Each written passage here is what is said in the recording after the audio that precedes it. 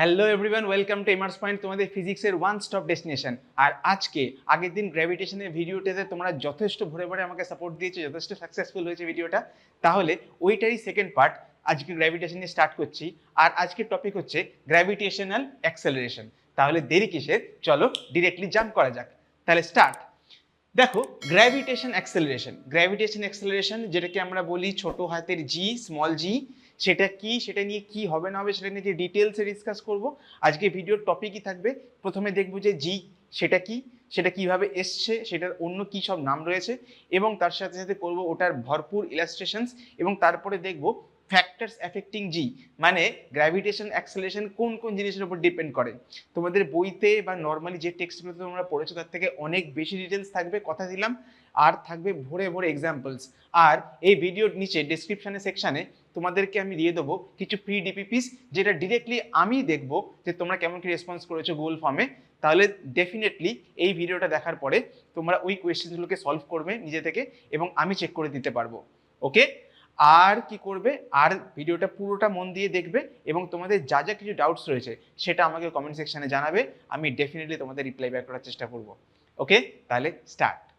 ওকে, দেখো, gravitation acceleration সেটা কি জিনিস? The acceleration with which a body falls on a earth surface, মানে যে অ্যাক্সেলারেশনের সঙ্গে একটা অবজেক্ট আর্থের উপরে পড়ছে, সেই অ্যাক্সেলারেশনটা কি বলে? Gravitation acceleration. মানে বুঝতেই পারছো, গ্র্যাভিটেশন থেকে যে অ্যাক্সেলারেশনটা এসছে সেটাই গ্র্যাভিটেশনাল অ্যাক্সেলারেশন। ওকে, এবারে সেটা বার করবো কি করে, সেটা জানবো কি করে, সেটার জন্য ফর্মুলা কি, চলো সেটা দেখে নেওয়া যাক। এটার জন্য আমরা কি করেছি, মনে করো একটা অবজেক্ট আর্থের ওপরেই রয়েছে, ধরো পড়ছে না, জাস্ট আর্থের উপরে রয়েছে, যেমন আমি রয়েছি, তুমি রয়েছো, সবকিছু রয়েছে আর্থের উপরে, জাস্ট পড়ে রয়েছে, ঠিক আছে? সেটা ওপর থেকে নিচে পড়ছে না। তাহলে বলতেই পারো, আচ্ছা স্যার, তাহলে তো অবজেক্ট ওপর থেকে নিচের দিকে পড়ছে না, তাহলে ওটার মধ্যে অ্যাক্সেলারেশন কি করে থাকতে পারে? আমরা জানি যে মোশনে থাকুক বা না থাকুক, একটা অবজেক্টের মধ্যে কিন্তু একটা অ্যাক্সেলারেশন সবসময় কাজ করতে পারে। সবসময় জানবে যে ফোর্স থাকলে অ্যাক্সেলারেশন থাকবে, মেকানিক্সের যে কোনো ফোর্সের জন্য এটা সবসময় ভ্যালিড। তাহলে দেখো, একটা জিনিস ভেবে দেখো, আমরা এই আর্থের উপরে দাঁড়িয়ে রয়েছি, আমাদের উপর কি কোনো ফোর্স কাজ করছে? হ্যাঁ, কাজ করছে। কি ফোর্স? Gravitation force. তাহলে আমাদের কি কোনো অ্যাক্সেলারেশন কাজ করছে? আমরা রেস্টে আছি, শুয়ে আছি, বসে আছি, আমরা কি মোশনে নেই, তাহলে কি আমাদের উপর অ্যাক্সেলারেশন কাজ করছে না? ডেফিনেটলি করছে। তাহলে দেখে নিচ্ছি অ্যাক্সেলারেশনটা ভ্যালু কত। ওকে, দেখো, এই হচ্ছে আর্থ। আর্থের মাস ধরে নিয়েছি ক্যাপিটাল এম, আর্থের রেডিয়াস ধরে নিয়েছি আর, আর আমাদের যে কোনো একটা অবজেক্ট, লেটসে আমি, তার ওয়েট ধরে নিয়েছি এম। তাহলে বলো, আর্থ আর আমার মধ্যে বা যে কোনো অবজেক্টের মধ্যে ফোর্স কত কাজ করছে? ফোর্স কাজ করছে G M M by R square, যেখানে জিটা গ্র্যাভিটেশন কনস্ট্যান্ট, এমটা হচ্ছে মাস অফ আর্থ, এমটা হচ্ছে মাস অফ স্মল এমটা হচ্ছে মাস অফ পার্টিকেল, আর আর হচ্ছে রেডিয়াস অফ আর্থ, ভুললে চলবে না। ওকে, তাহলে এটা হয়ে গেল ফোর্স। কি force? Gravitation force. Gravitation force দিয়ে কি হয়? গ্র্যাভিটেশন ফোর্স দিয়ে কোনো অবজেক্টকে পৃথিবী নিজের দিকে টানছে। আচ্ছা, এই ফোর্সটাকে কি আমরা অন্য কোনো ফোর্স বলে নামই বলে চিনি, বা অন্য কোনো ফোর্স দিয়ে নাম দিয়ে চিনি? ডেফিনেটলি সেটা হচ্ছে আমাদের ওয়েট। কারণ আমাদের ওয়েট বা ওজন হলো একটা এমন জিনিস যেটা ডিফাইন করে যে কতটা ফোর্সে আর্থ আমাদেরকে নিজের দিকে টানছে। আর ওয়েটের ফর্মুলা আমরা সবাই জানি, that is W equal to M G. তাহলে গ্র্যাভিটেশন ফোর্সই আমাদের ওয়েটের জন্য দায়ী। তাহলে আমরা লিখে দিতে পারি G M M by R square equal to M G. Okay, তাহলে এম এম কেটে গেলে জি এর ভ্যালু কত হয়? G M by R square বেরিয়ে গেল আমাদের জি। এবার একটা কথা বলো, জি এর ফর্মুলাটা যদি ভালো করে দেখি, জি বা গ্র্যাভিটেশন অ্যাক্সেলারেশন কার উপর ডিপেন্ড করছে? Gravitation constant, mass of earth, radius of earth. তাহলে পার্টিকেলের মাস স্মল এম তার উপর কি ডিপেন্ড করে? ডেফিনেটলি না। এই ছোট ছোট কোয়েশ্চেন্সগুলো তোমাদের এমসিকিউতে আসবে। তাহলে এই পয়েন্টটাকে হাইলাইট করে রাখো, আমি এখানে লিখে দিই যে the g does not depend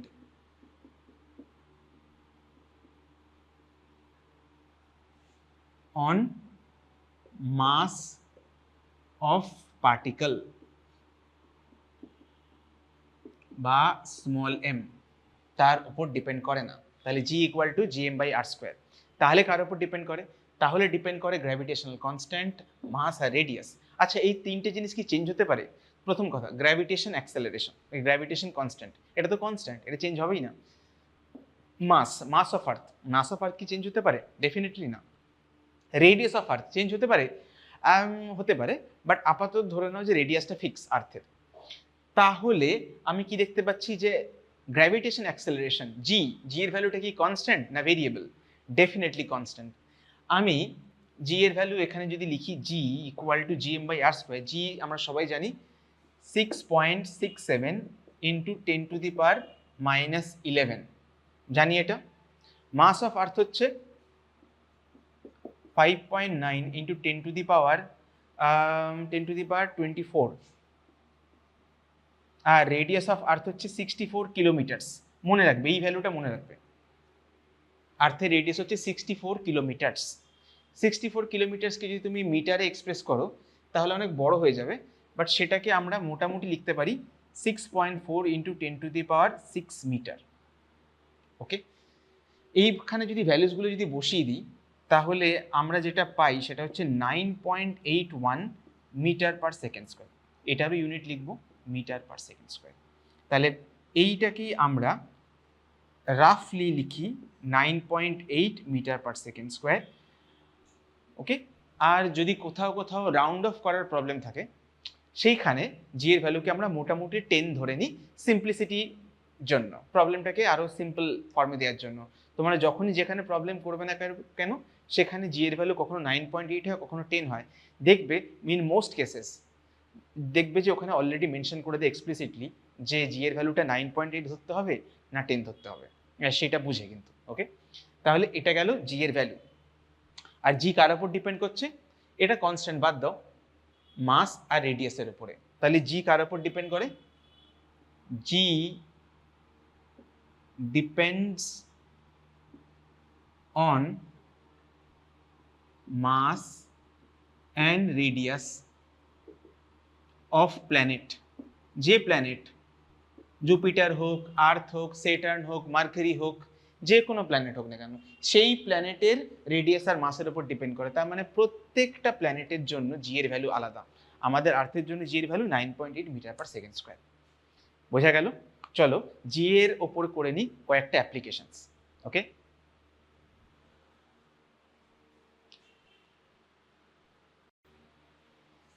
আজকের ইলাস্ট্রেশনসগুলোর মধ্যে একটা খুব সিম্পল প্রবলেম দিয়ে স্টার্ট করছি, খুব বেসিক, কিন্তু খুব মন দিয়ে বুঝবে, কারণ এখানে আমি অনেক কিছু এক্সপ্লেন করার চেষ্টা করব। ওকে, দেখো প্রথমে কি আছে, বলছে mass of moon is 180 times of earth. Okay, আর কি বলেছে? Radius of moon is 1/4 of earth. Obviously যেহেতু মুন অনেকটা ছোট, তাই জন্য তার মাস এবং তার রেডিয়াস দুটোই আর্থের থেকে ছোট, এবং রেশিওগুলো অলরেডি দিয়ে দিয়েছে। তোমায় কি করতে হবে? বলছে যে what is the gravitation acceleration of moon. মুনে জি এর ভ্যালু কত? স্মল জি। আর্থের জি এর ভ্যালু বলেছে 10 মিটার পার সেকেন্ড স্কোয়ার। তাহলে চলো প্রবলেমটা দেখি। প্রথমে দেখো কি বলছে, কি কি ডেটা গিভেন সেটা দেখি। প্রথমে যেটা গিভেন সেটা হচ্ছে মাস অফ মুন ইকুয়াল টু কত? 180 অফ মাস অফ আর্থ। আর কি রেডিয়াস অফ মুন সেটা কত? সেটা হচ্ছে 1/4 of radius of mass, sorry earth. এই দুটো ডেটা দেয়া, আর কি রয়েছে? আর জি বার করতে হবে। তাহলে জি এর ফর্মুলাটা দিয়ে স্টার্ট করি। দেখো যে জি অফ মুন কত হচ্ছে? G mass of moon divide by radius of moon তার স্কোয়ার। আর আর্থের ক্ষেত্রে সেটা কত হচ্ছে? জি, দেখো এটা সাফিক্স কিন্তু, mass of earth divide by R e তার হোল স্কোয়ার। ক্লিয়ার? এবারে এটাকে আমি ধরো বললাম ইকুয়েশন 1, এটা বললাম ইকুয়েশন 2। আমাদের ক্ষেত্রে আমাদের ক্ষেত্রে আর্থের ক্ষেত্রে কিন্তু স্মল জি এর ভ্যালুটা কিন্তু দেওয়া, গ্র্যাভিটেশন অ্যাক্সেলারেশনের ভ্যালুটা দেওয়া। ওকে, সেটা কত? 10। জানি না কোনটা, জানি না হচ্ছে 1 নম্বরটা। তো যখনই তোমাদেরকে এরকম দিয়ে দেবে যে এরটা জানি ওরটা জানি না, এই রকম ভাবে প্রবলেম দেবে, ডেফিনেটলি আমাদের কাছে অঙ্কটাকে সলভ করার সব থেকে সিম্পল অ্যাপ্রোচ হওয়া উচিত রেশিও করে, ডিভাইড করে দেবো ইকুয়েশনগুলোকে। তবে রেশিও করাটাকে সবসময় দেখবো যে যেটা দেওয়া নয় সেটাকে ওপরে, আর যেটা দেওয়া সেটাকে নিচে রাখবো। মানে ইকুয়েশন 1 আর ইকুয়েশন 2 এর মধ্যে ইকুয়েশন 1টা হচ্ছে জি অ্যাট মুন, এটা দেওয়া নয়, তাহলে এটাকে আমি ওপরে রাখবো আর এটাকে আমি নিচে রাখবো, ওইভাবেই লিখেছি আমি। ফাইন, এবার চলো রেশিও করি। জি অফ মুন আর জি অ্যাট আর্থ, সেটা করলাম, কি চলে আসবে, G mass of moon divide by radius of moon তার whole square divided by G mass of earth, এটাকে সাফিক্সের মতন করে লিখতে হবে, রেডিয়াস অফ আর্থ তার হোল স্কোয়ার। বুঝলে? এবারে দেখো জি জি কেটে যাচ্ছে, কেটে গেলে কি পাচ্ছি, এম এম ওপরে ছিল, নিচে কি আছে এম ই, আর এই আর ইটা ওপরে চলে যাবে, তাহলে কি হয়ে যাবে, R e divide by R m তার হোল স্কোয়ার। এবারে দেখো mass of M, M M, M এমটা কি, এম ইর 1/10, তাহলে M M by M e হয়ে যাবে 1/80। সরি, ওটা তখন আমি 10 বললাম, তাহলে M of M by M of E equal to 1/80। আর কি আছে, আর রয়েছে R M equal to 1/4 R E, কিন্তু রেশিওতে কি দিয়েছে, আর ই বাই আর এম।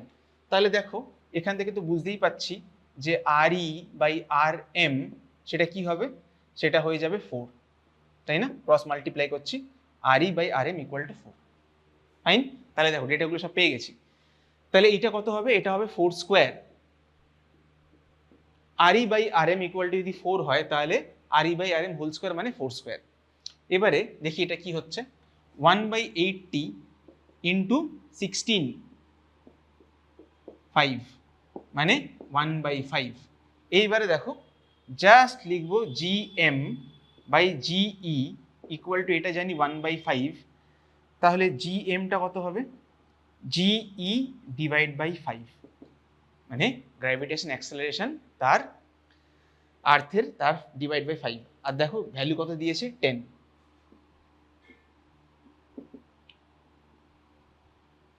তাহলে মুনের ক্ষেত্রে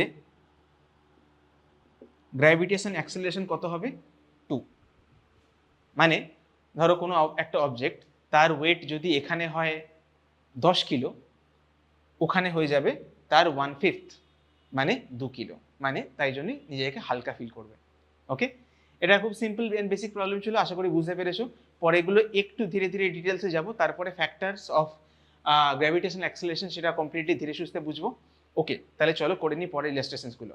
ওকে, দেখো এখানে কি বলেছে, ইফ রেডিয়াস ইনক্রিজেস বাই 50%, ও রেডিয়াস ব্যাসার্ধ সেটা 50% বেড়ে গেছে, আর কি হয়েছে, কিপিং মাস সেম, মাস কিন্তু বাড়েনি, ধরো প্ল্যানেটটা কোনো রকমে ধরো ফুলে গেছে, মাস চেঞ্জ হয়নি কিন্তু রেডিয়াস চেঞ্জ হয়েছে, 50% বেড়েছে, what will be the new value of g. আচ্ছা, প্রথমে ভ্যালু কি চেঞ্জ হবে, ডেফিনেটলি হবে, তার কারণ জি এর ক্ষেত্রে সব থেকে বেশি ইম্পর্টেন্ট হচ্ছে রেডিয়াসটা, তারপরে মাস। ওকে, তাহলে দেখি কি হবে। আমি বলেছিলাম যে একটার সঙ্গে অন্যটা যখনই কম্পেয়ার করার ব্যাপার আসবে, তখন সেই সময় রেশিও করে নেওয়াটা ভালো, এবং যখন এই রকম প্রবলেম দেবে, একই অবজেক্ট কিন্তু এর আগেই ছিল আর পরেই, মানে বিফোর অ্যান্ড আফটার, এই টাইপের প্রবলেম করার জন্য রেশিও করাটা হচ্ছে সব থেকে ইজি আর তাড়াতাড়ি।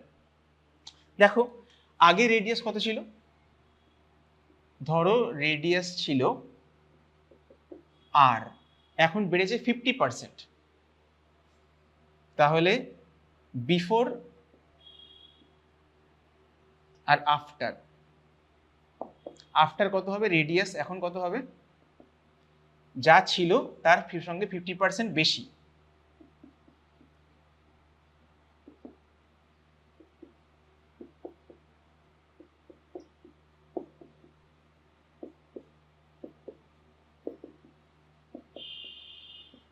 ধরে ধরে করছি 3r/2। আগে রেডিয়াস কত ছিল, আগে রেডিয়াস ছিল হচ্ছে আর, এখন রেডিয়াস বেড়ে হয়ে গেছে 3r/2, তাহলে জি এর কি চেঞ্জ হবে? ওকে, দেখো আগে জি এর ভ্যালু কত ছিল? লেটস সে আগে জি এর ভ্যালু ছিল হচ্ছে জি, বিফোর গ্র্যাভিটেশনাল অ্যাক্সেলারেশন কত ছিল? ধরো মনে করো স্মল জি। এখন ধরো বলছি জি ড্যাশ, আগে জি এর ভ্যালু কত ছিল? G M by R square. আর এখন জি ড্যাশের ভ্যালু কত? জি ড্যাশ হচ্ছে জি এম বাই 3r/2 তার হোল স্কোয়ার। দেখো মাস তো চেঞ্জ হয়নি, তাই মাস আনচেঞ্জ রেখেছি, আর এটা r/2। তাহলে কি করে করব? G M divide by 9r/4, মানে 4/9 into gm by R square, বা 4/9, ভালো করে লিখছি, gm বাই আর স্কোয়ার। এটা দেখো এটা হচ্ছে আগের জি, স্মল জি, তাহলে জি, তাহলে এখন জি ড্যাশের ভ্যালু ফাইনালি কি পেলাম? 4/9 ইন্টু জি। ওকে, রাইট? এখানে একটা তোমাদের শর্টকাট বলে দিই ছোট্ট করে, সেটা দেখো কি, যে দেখো এ কত পার্সেন্ট বেড়েছে, ফ্র্যাকশনটা কত? 50%। 50%, 50% মানে কত? 50% মানে হচ্ছে হাফ, রাইট? আমি কি করব? এই হাফটাকে কি করব? 1/2 অ্যাড করে দেবো, অ্যাড করে দিয়ে এটাকে উল্টে দেবো, রাইট? যেমন এখানে কি করলাম, এখানে ধরো বললো যে কত পার্সেন্ট বেড়েছে, ধরো বললো যে কেউ ধরো বেড়েছে 60%। 60% মানে ফ্র্যাকশনটা কত? 60% ফ্র্যাকশন মানে হচ্ছে 60/100, মানে 20 দিয়ে করলে কত হলো? এটা 3, এটা 5, 3/5। ধরো তোমাকে বললো 60% বেড়েছে, তুমি কি করে করতে? 3/5, আমি তখন কি করব?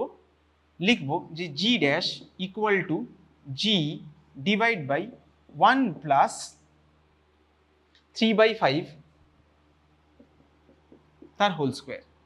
আর ডিরেক্টলি পেয়ে যাবো, ওপরে কি চলে আসবে? 5 স্কোয়ার 25, আর নিচে কি চলে আসবে? 5 3 8, 5 3 8, 8 8 64 জি।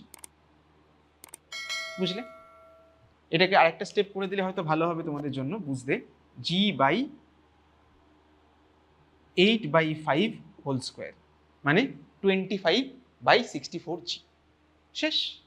তাহলে জি এর ভ্যালু কি করে বার করতে? 60 জায়গায় 70 দিক, 80 দিক, 20 দিক, 30 দিক, যাই হোক না কেন, তোমরা জাস্ট ওটাকে ফ্র্যাকশন এক্সপ্রেস করবে, ফ্র্যাকশন এক্সপ্রেস করে 1 প্লাস অ্যাড করে ডিভাইড করে দেবে, স্কোয়ার করে, শেষ। আশা করি ভালো লেগেছে প্রবলেমটা। এরকম আরও শর্টকাট ট্রিক যদি পেতে চাও তাহলে চ্যানেলটা প্লিজ সাবস্ক্রাইব করে রেখো। চলো চলে যাই আমাদের পরের কোয়েশ্চেনটাতে। থার্ড ইলাস্ট্রেশনটা দেখো, if radius of earth increases by 1%, keeping mass same, how will the gravitation acceleration change? এটা খুব ইম্পর্টেন্ট একটা কোয়েশ্চেন, খুব ট্রিকি কোয়েশ্চেন। আগেরটাতে তোমরা কি দেখলে?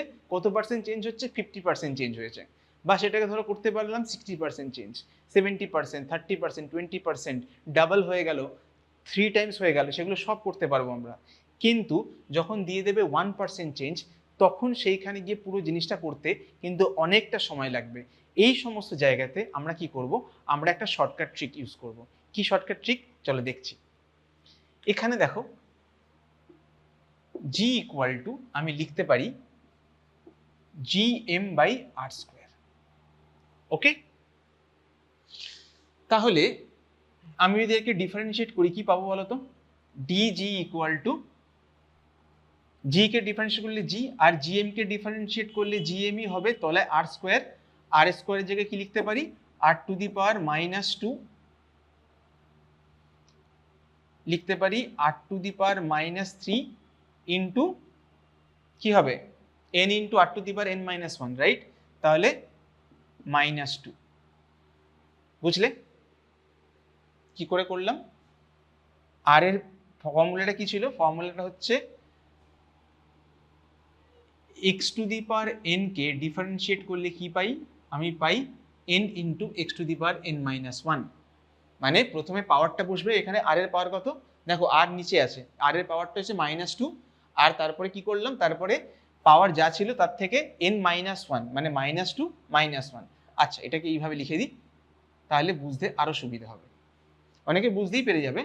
তাহলে কি লিখতে পারি, gm by r to the power -3, আর সামনে এটা কি লিখতে পারি, -2। ওকে, আর এটা গেল হচ্ছে আমাদের তাহলে ফার্স্ট ইকুয়েশন যেটা পেয়েছিলাম, আর এখানে ডিজি পেলাম। ডিজিটা মানে কি, ডিজি মানে হচ্ছে change in acceleration. Percentage change যদি ছোট হয় তাহলে আমরা এইভাবে করব। চলো আরেকবার দেখি কি করা যায়।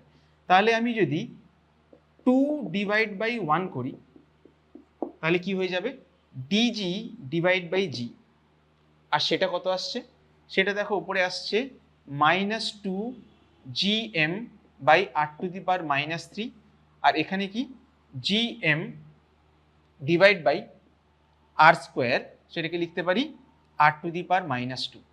gm gm কেটে গেল, তাহলে কি পেলাম আমি, তাহলে পেলাম -2, আর এখানে r to the power -3 plus 1, মানে -2 r টু দি পাওয়ার -1 বা -2/r। সরি, এখানে একটা dr লিখতে হতো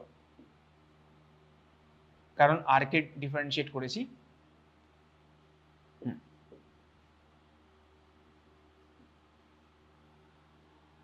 তাহলে লিখতে পারি কি, d g by G equal to -2 dr by r। এবারে দেখো এইখানে কি বলেছে, রেডিয়াস ইনক্রিজেস বাই 1%। আচ্ছা, তার আগে একটা জিনিস বলে দিই, এইখানে এই যে পুরো জিনিসটা এইভাবে করলাম, তোমরা যদি এই জিনিসটা আগে থেকে জেনে থাকো এররের ফর্মুলাতে, তাহলে দেখবে অসুবিধা হবে না। তাহলে জাস্ট তোমাদের এই সিম্পল ট্রিকটা অ্যাপ্লাই করতে হবে এই জায়গাতে আসার জন্য। এটা জাস্ট ডিরাইভ করে তোমাদের দেখালাম এইটা কি করে আসছে, বাট তোমরা এটাকে নর্মালি করতে পারবে। দেখো কিভাবে লিখতে হয় এটাকে, যে যেহেতু g equal to GM by R square, আর এর পাওয়ার কত, -2, রাইট।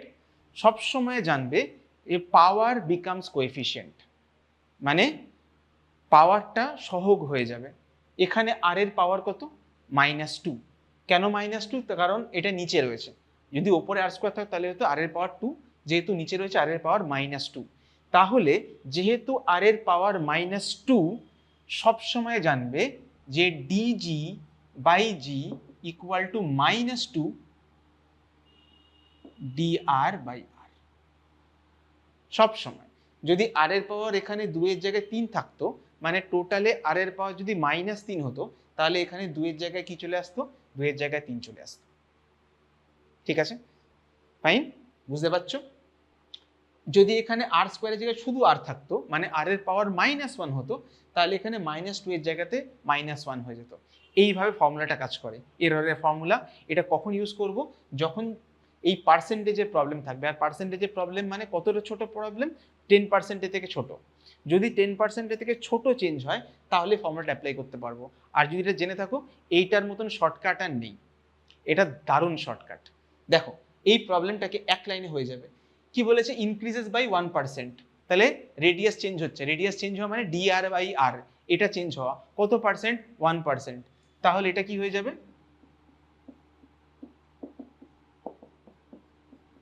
শেষ, শেষ, জাস্ট শেষ, কমপ্লিট। তুমি যদি এইটুকু পার্ট যদি আগে থেকে জেনে থাকো, এটা তোমাদের এমসিকিউ এক্সামে এইটুকু পার্ট তোমাদের লিখতে হবে না। জাস্ট যদি তুমি এখানে ডিরাইভ করে দেখালাম, যদি তুমি জেনে থাকো d g by G equal to -2 R dr by r হয়, তার কারণ আর এর পাওয়ার এখানে -2, জাস্ট -2 দিয়ে আর এর পার্সেন্টেজটা মাল্টিপ্লাই করে দিলাম, শেষ। এক্সাম দিলে -2% লিখে চলে এলে, ব্যাস, আর কিছু ভাবতে হবে না। এবারে যদি তুমি ভাবো যে স্যার এক্সামে -2% নেই কিন্তু 2% রয়েছে, তাহলে তাহলে তো অপশানে মিললো না, তাহলে কি করব, -2%, এখানে মাইনাসটার ভ্যালুটা মানেটা কি, ইমপ্লিকেশনটা কি, -2% মানে হচ্ছে এর ভ্যালুটা ডিক্রিজ করেছে, ডিক্রিজ বাই 2%। দেখবে অপশানে যদি থাকে ডিক্রিজ বাই 2% তাহলে ওটা মিলে যাবে। তাহলে যদি পার্সেন্টেজটা যদি নেগেটিভ আসে তার মানে ডিক্রিজ করেছে, পজিটিভ আসলে ভাববে ইনক্রিজ করেছে। একটা এক্সাম্পল দিয়ে দেখিয়ে দিই, যদি ধরো তোমাকে এখানে বলতো ইনক্রিজেস বাই 1% না করে রেডিয়াস ডিক্রিজ বাই 1%, ধরো অন্য একটা প্রবলেম বললো রেডিয়াস ডিক্রিজেস বাই কমেছে 1%, তাহলে কি হবে? দেখো ডিক্রিজ বাই 1% মানে কি, এখন তাহলে পার্সেন্টেজটা কত? -1%। কেন নেগেটিভ হবে? কারণ ডিক্রিজ করেছে। তাহলে ডিআর বাই আর তাহলে কত হচ্ছে? -1%, রাইট? এইবারে তুমি অ্যাপ্লাই করে দেখো dg by g -2 dR by R, তাহলে কি হয়ে যাবে? এটা -2 ইন্টু -1%, তাহলে কি আসছে? 2%। এই 2%টা পজিটিভ, তার মানে জি এর ভ্যালু বাড়ছে। অবভিয়াসলি রেডিয়াস যদি ছোট হয় তাহলে জি এর ভ্যালু বাড়বে। দেখো রেডিয়াস এখানে কত পার্সেন্ট ছোট হয়েছে? 1%, আর তাহলে গ্র্যাভিটেশন অ্যাক্সেলারেশন কত পার্সেন্ট বেড়েছে? 2%। বুঝতে পারলে? ওকে, তাহলে মোটামুটি গ্র্যাভিটেশন থেকে যে সমস্ত প্রবলেমগুলো আসে সেগুলো আইদার থিওরিটিক্যাল প্রবলেম হয়, আর নয়তো এই রেশিওর মতন প্রবলেম হয়, যে এইটা চেঞ্জ করলাম কত হবে, ওইটা চেঞ্জ করলাম কত হবে, সেই রিলেটেড কিন্তু তিনখানা প্রবলেম মোটামুটি মেজরলি থাকে। সেই তিনখানা প্রবলেম অলরেডি করে ফেলেছি। এইবারে করব যে ফ্যাক্টরসগুলোর উপরে গ্র্যাভিটেশনাল অ্যাক্সেলারেশন ডিপেন্ড করে। তাহলে চলো সেগুলো দেখি। গ্র্যাভিটেশনের সব থেকে ইম্পর্টেন্ট আর কোর টপিক হলো ফ্যাক্টরস অ্যাফেক্টিং গ্র্যাভিটেশনাল অ্যাক্সেলারেশন, মানে গ্র্যাভিটেশনাল অ্যাক্সেলারেশন কোন কোন ফ্যাক্টরের উপরে ডিপেন্ড করে। এটা দেখো টোটাল 4টে টপিক রয়েছে। 4টে টপিকের মধ্যে প্রথম টপিকটা হচ্ছে খুব সিম্পল টপিক, ওটা এক্ষুনি হয়ে যাবে। দেখো নন স্ফেরিক্যাল শেপ অফ আর্থ, মানে উপবৃত্তাকার আকৃতি। পৃথিবীর যে শেপটা সেটা তো কমপ্লিটলি সার্কুলার নয়, একটু হালকা ওভাল বা একটু উপবৃত্তাকার এলিপ্টিক্যাল, তার জন্য জির কি চেঞ্জ হয় সেটা। সেকেন্ডটা হচ্ছে হাইট। তুমি আর্থের সারফেসে আমি যদি সেখান থেকে যদি উপরে নিয়ে যাই তাহলে কি হয়ে যাচ্ছে? ডিস্টেন্সটা বেড়ে যাচ্ছে। ডিস্টেন্স বেড়ে যাওয়ার জন্য কিন্তু জি চেঞ্জ হয়ে যাবে বা জিটা ছোট হয়ে যাবে। আর একটা হচ্ছে ডেপথ। ডেপথ মানে হচ্ছে যে যত আমি আর্থের সারফেসের ভিতরে যাব তত কি হবে? আর্থের থেকে ডিস্টেন্সটা কমে যাবে। কমে গেলে গ্র্যাভিটেশন অ্যাক্সেলারেশন নিশ্চয়ই বেড়ে যাওয়া উচিত, কিন্তু বাড়বে না, কমবে। কি করে সেটা জানার জন্য ভিডিওটা পুরোটা দেখবে। আর ফোর্থ হচ্ছে ডায়াগোনাল মোশন বা আহ্নিক গতি। আর্থ নিজের অরবিটের মধ্যে বারবার করে ঘুরছে, তো এটার জন্য কি কোনো গ্র্যাভিটেশনাল অ্যাক্সেলারেশন কম বা বাড়তে হতে পারে, সেটাও দেখে নেবো। তো এই টোটাল 4খানা ফ্যাক্টর এক বাই এক করে দেখবো এবং তারপরে করে নেবো কিছু কোয়েশ্চেন্স। ওকে, চলো দেখে নিই। ফার্স্ট ফ্যাক্টরটা কি? ফার্স্ট ফ্যাক্টরটা হচ্ছে নন স্ফেরিক্যাল শেপ। নন স্ফেরিক্যাল শেপ মানে কি? নন মানে কমপ্লিটলি সার্কেল না। আর্থের শেপ শুধু আর্থেরই না, যত দেখবে যে কোনো জিনিস যারা রোটেট করছে, নরম অবস্থা থেকে রোটেট করতে করতে করতে করতে শক্ত হয়েছে, তাদেরই দেখবে সাইডের দিকটা একটুখানি বেশি বড় এবং ওপর আর নিচে একটুখানি চ্যাপ্টা হয়। পৃথিবীর যে শেপটা সেটাও যে এরকম সেটা তোমরা জানো। ওকে, এবারে এর চারিদিকে অ্যাক্সিসগুলো আঁকলাম। দেখো এই যে রেডিয়াসটা, প্রথম কথা এটা সার্কেল না, এটা কি এলিপস, বাট স্টিল যদি এটাকে সার্কেলের মতন ধরে নিই দুটো রেডিয়াস, এই রেডিয়াসটাকে বলে হচ্ছে, এইটাকে বলে হচ্ছে পোল, নর্থ পোল আর সাউথ পোল। এটা নর্থ পোল, এটা সাউথ পোল, বাট এগুলোকে এমনি ইন জেনারেল পোল বলতে পারি। আর এটাকে বলি আমরা ইকুয়েটার। এগুলো হচ্ছে পোল, পোলার রিজিয়ন, মেরু অঞ্চল। এটাকে 1 লিখলাম, এটাকে লিখলাম পোলার রিজিয়ন 2,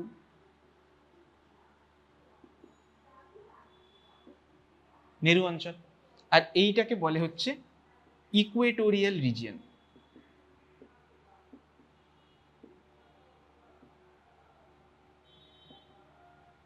বা এটাকে বলে নিরক্ষীয় অঞ্চল।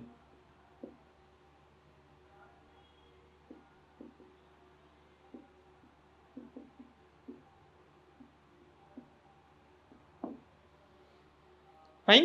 আর পোলার রিজিয়নকে জানোই বলে মেরু অঞ্চল, তবুও লিখে দিই, যারা নোটস বানাবে তাদের সুবিধা হবে। তাহলে দেখো আর্থের যদি আমি ওয়াই এক্সিস বরাবর রেডিয়াস নিই, সেইটাকে ধরো বললাম, এটাকে বললাম পোলার রেডিয়াস, আরপি হচ্ছে পোলার রেডিয়াস বা মেরু ব্যাসার্ধ।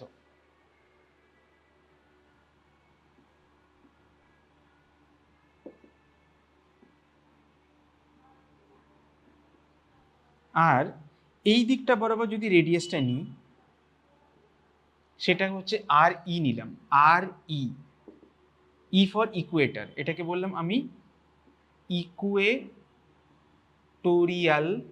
রেডিয়াস বা নিরক্ষীয় ব্যাসার্ধ।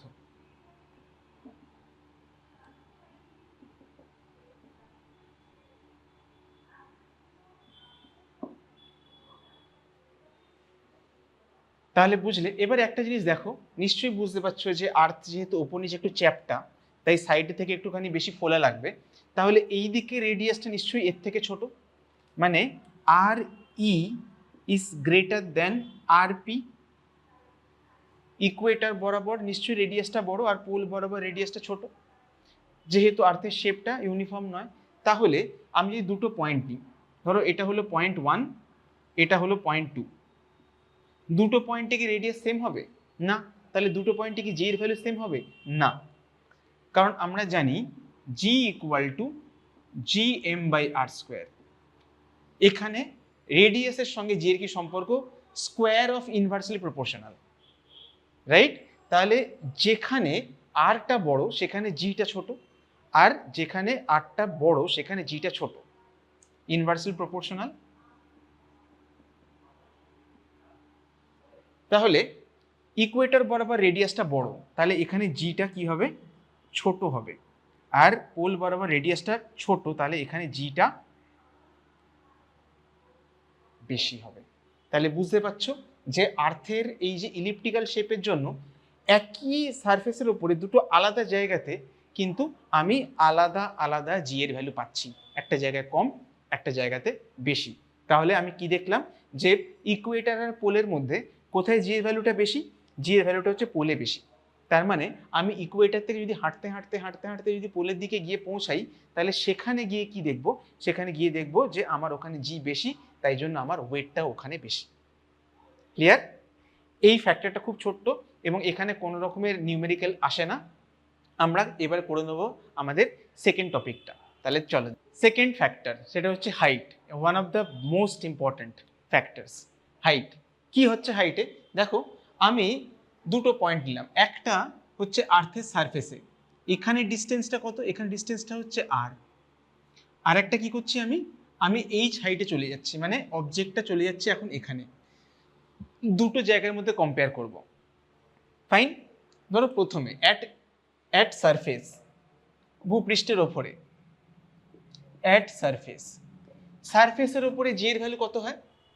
আমরা জানি g equal to G M by R square, যেখানে এমটা হচ্ছে মাস অফ আর্থ আর রেডিয়াস আরটা হচ্ছে রেডিয়াস অফ আর্থ।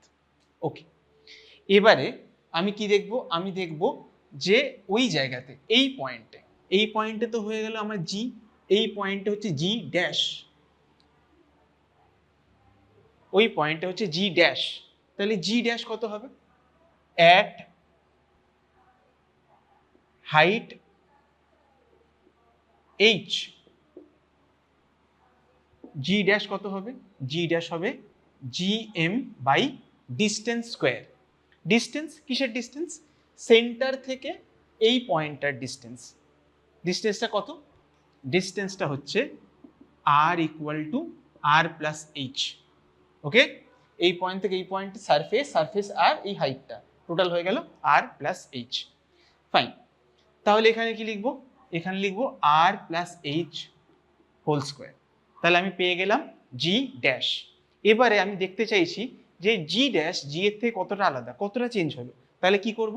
তাহলে আমি করলাম এটাকে ইকুয়েশন নাম্বার 1, ইকুয়েশন নাম্বার 2। তোমরা এতক্ষণ বুঝতেই পেরেছো কি করতে চলেছি। যেহেতু এইখানে আর ওইখানে এই দুটোর আমি কম্পেয়ার করব, তাহলে কম্পেয়ার করার জন্য আমার কাছে বেস্ট টুল হচ্ছে রেশিও করা বা ডিভাইড করা। তাহলে অনুপাত করে পাই, রেশিও করে পাই জি ড্যাশ, জিগুলো একটু ছোট করি, বাই জি কি হচ্ছে G M by R plus h whole square, okay, divided by G M by R square, GM কেটে গেল, আর স্কোয়ারটা উপরে চলে গেলে হয়ে যাবে R square divide by R plus h তার হোল স্কোয়ার, ওকে। আমি যদি আর স্কোয়ারটা নিচে নিয়ে চলে আসি এইবারে, তাহলে কি পাবো বলো তো, 1 by R plus h divide by R, এই টোটালটার হোল স্কোয়ার। সেটাকে কিভাবে লিখতে পারি, সেটাকে লিখতে পারি 1 বাই আর বাই আর করলে 1 হয়ে যায়, এটা হয়ে যায় এইচ বাই আর তার হোল স্কোয়ার। তাহলে জি ড্যাশ বাই জি আমি পেয়ে গেছি। এখানে একটা জিনিস ছোট্ট করে বলে দিই, এইখানটাতে এই জিনিসটাই রিপ্রেজেন্ট করছি, জি ড্যাশ বাই জি মানে এটা, তাহলে জি ড্যাশ কি হবে, জি ড্যাশ হয়ে যাবে, জিটা এখানে মাল্টিপ্লাই করে দেবো, তাহলে হয়ে যাবে জি into 1 plus h by R তার হোল স্কোয়ার, রাইট। এবারে যদি দেখো জি তো কনস্ট্যান্ট, আরও কনস্ট্যান্ট, তাহলে হাইট আর জি এর মধ্যে কি রিলেশনশিপ, তাই না, যে আমি হাইট বাড়াচ্ছি তার সাথে জি ড্যাশ মানে ওই পয়েন্টে গ্র্যাভিটেশন অ্যাক্সেলারেশন কিভাবে চেঞ্জ হবে। দেখো এগুলো যেহেতু সবাই কনস্ট্যান্ট, এটাও কনস্ট্যান্ট, আর্থের সার্ফেসে জির ভ্যালু কনস্ট্যান্ট, আর্থের রেডিয়াস কনস্ট্যান্ট, তাহলে দেখো পাচ্ছি আমি g dash is inversely proportional to height square. দেখো হাইটটা উপরে হচ্ছে আর কনস্ট্যান্ট, জি কনস্ট্যান্ট, তাহলে কি 1 বাই এইচ এর হোল স্কোয়ার বা কাইন্ড অফ এইচ এর স্কোয়ার, তাহলে g dash is inversely proportional to height square. তাহলে এই জি আর এইচ এর গ্রাফটা কিরকম আসবে, জি আর এইচ এর গ্রাফটা আসবে, তোমরা জানো যখনই ইনভার্সলি প্রপোর্শনাল হয় তখন কিরকম গ্রাফ আসে, তখন আসে প্রায় rectangular hyperbola but not rectangular hyperbola. এটা কি, এটা হচ্ছে জি ড্যাশ, আর এটা কি হাইট। জি ড্যাশকে অনেক বইতে জি এইচও লেখা আছে, জি সাফিক্স এইচ, জি সাফিক্স এইচ একই জিনিস, দুটোরই মানে হচ্ছে gravitation acceleration at height H.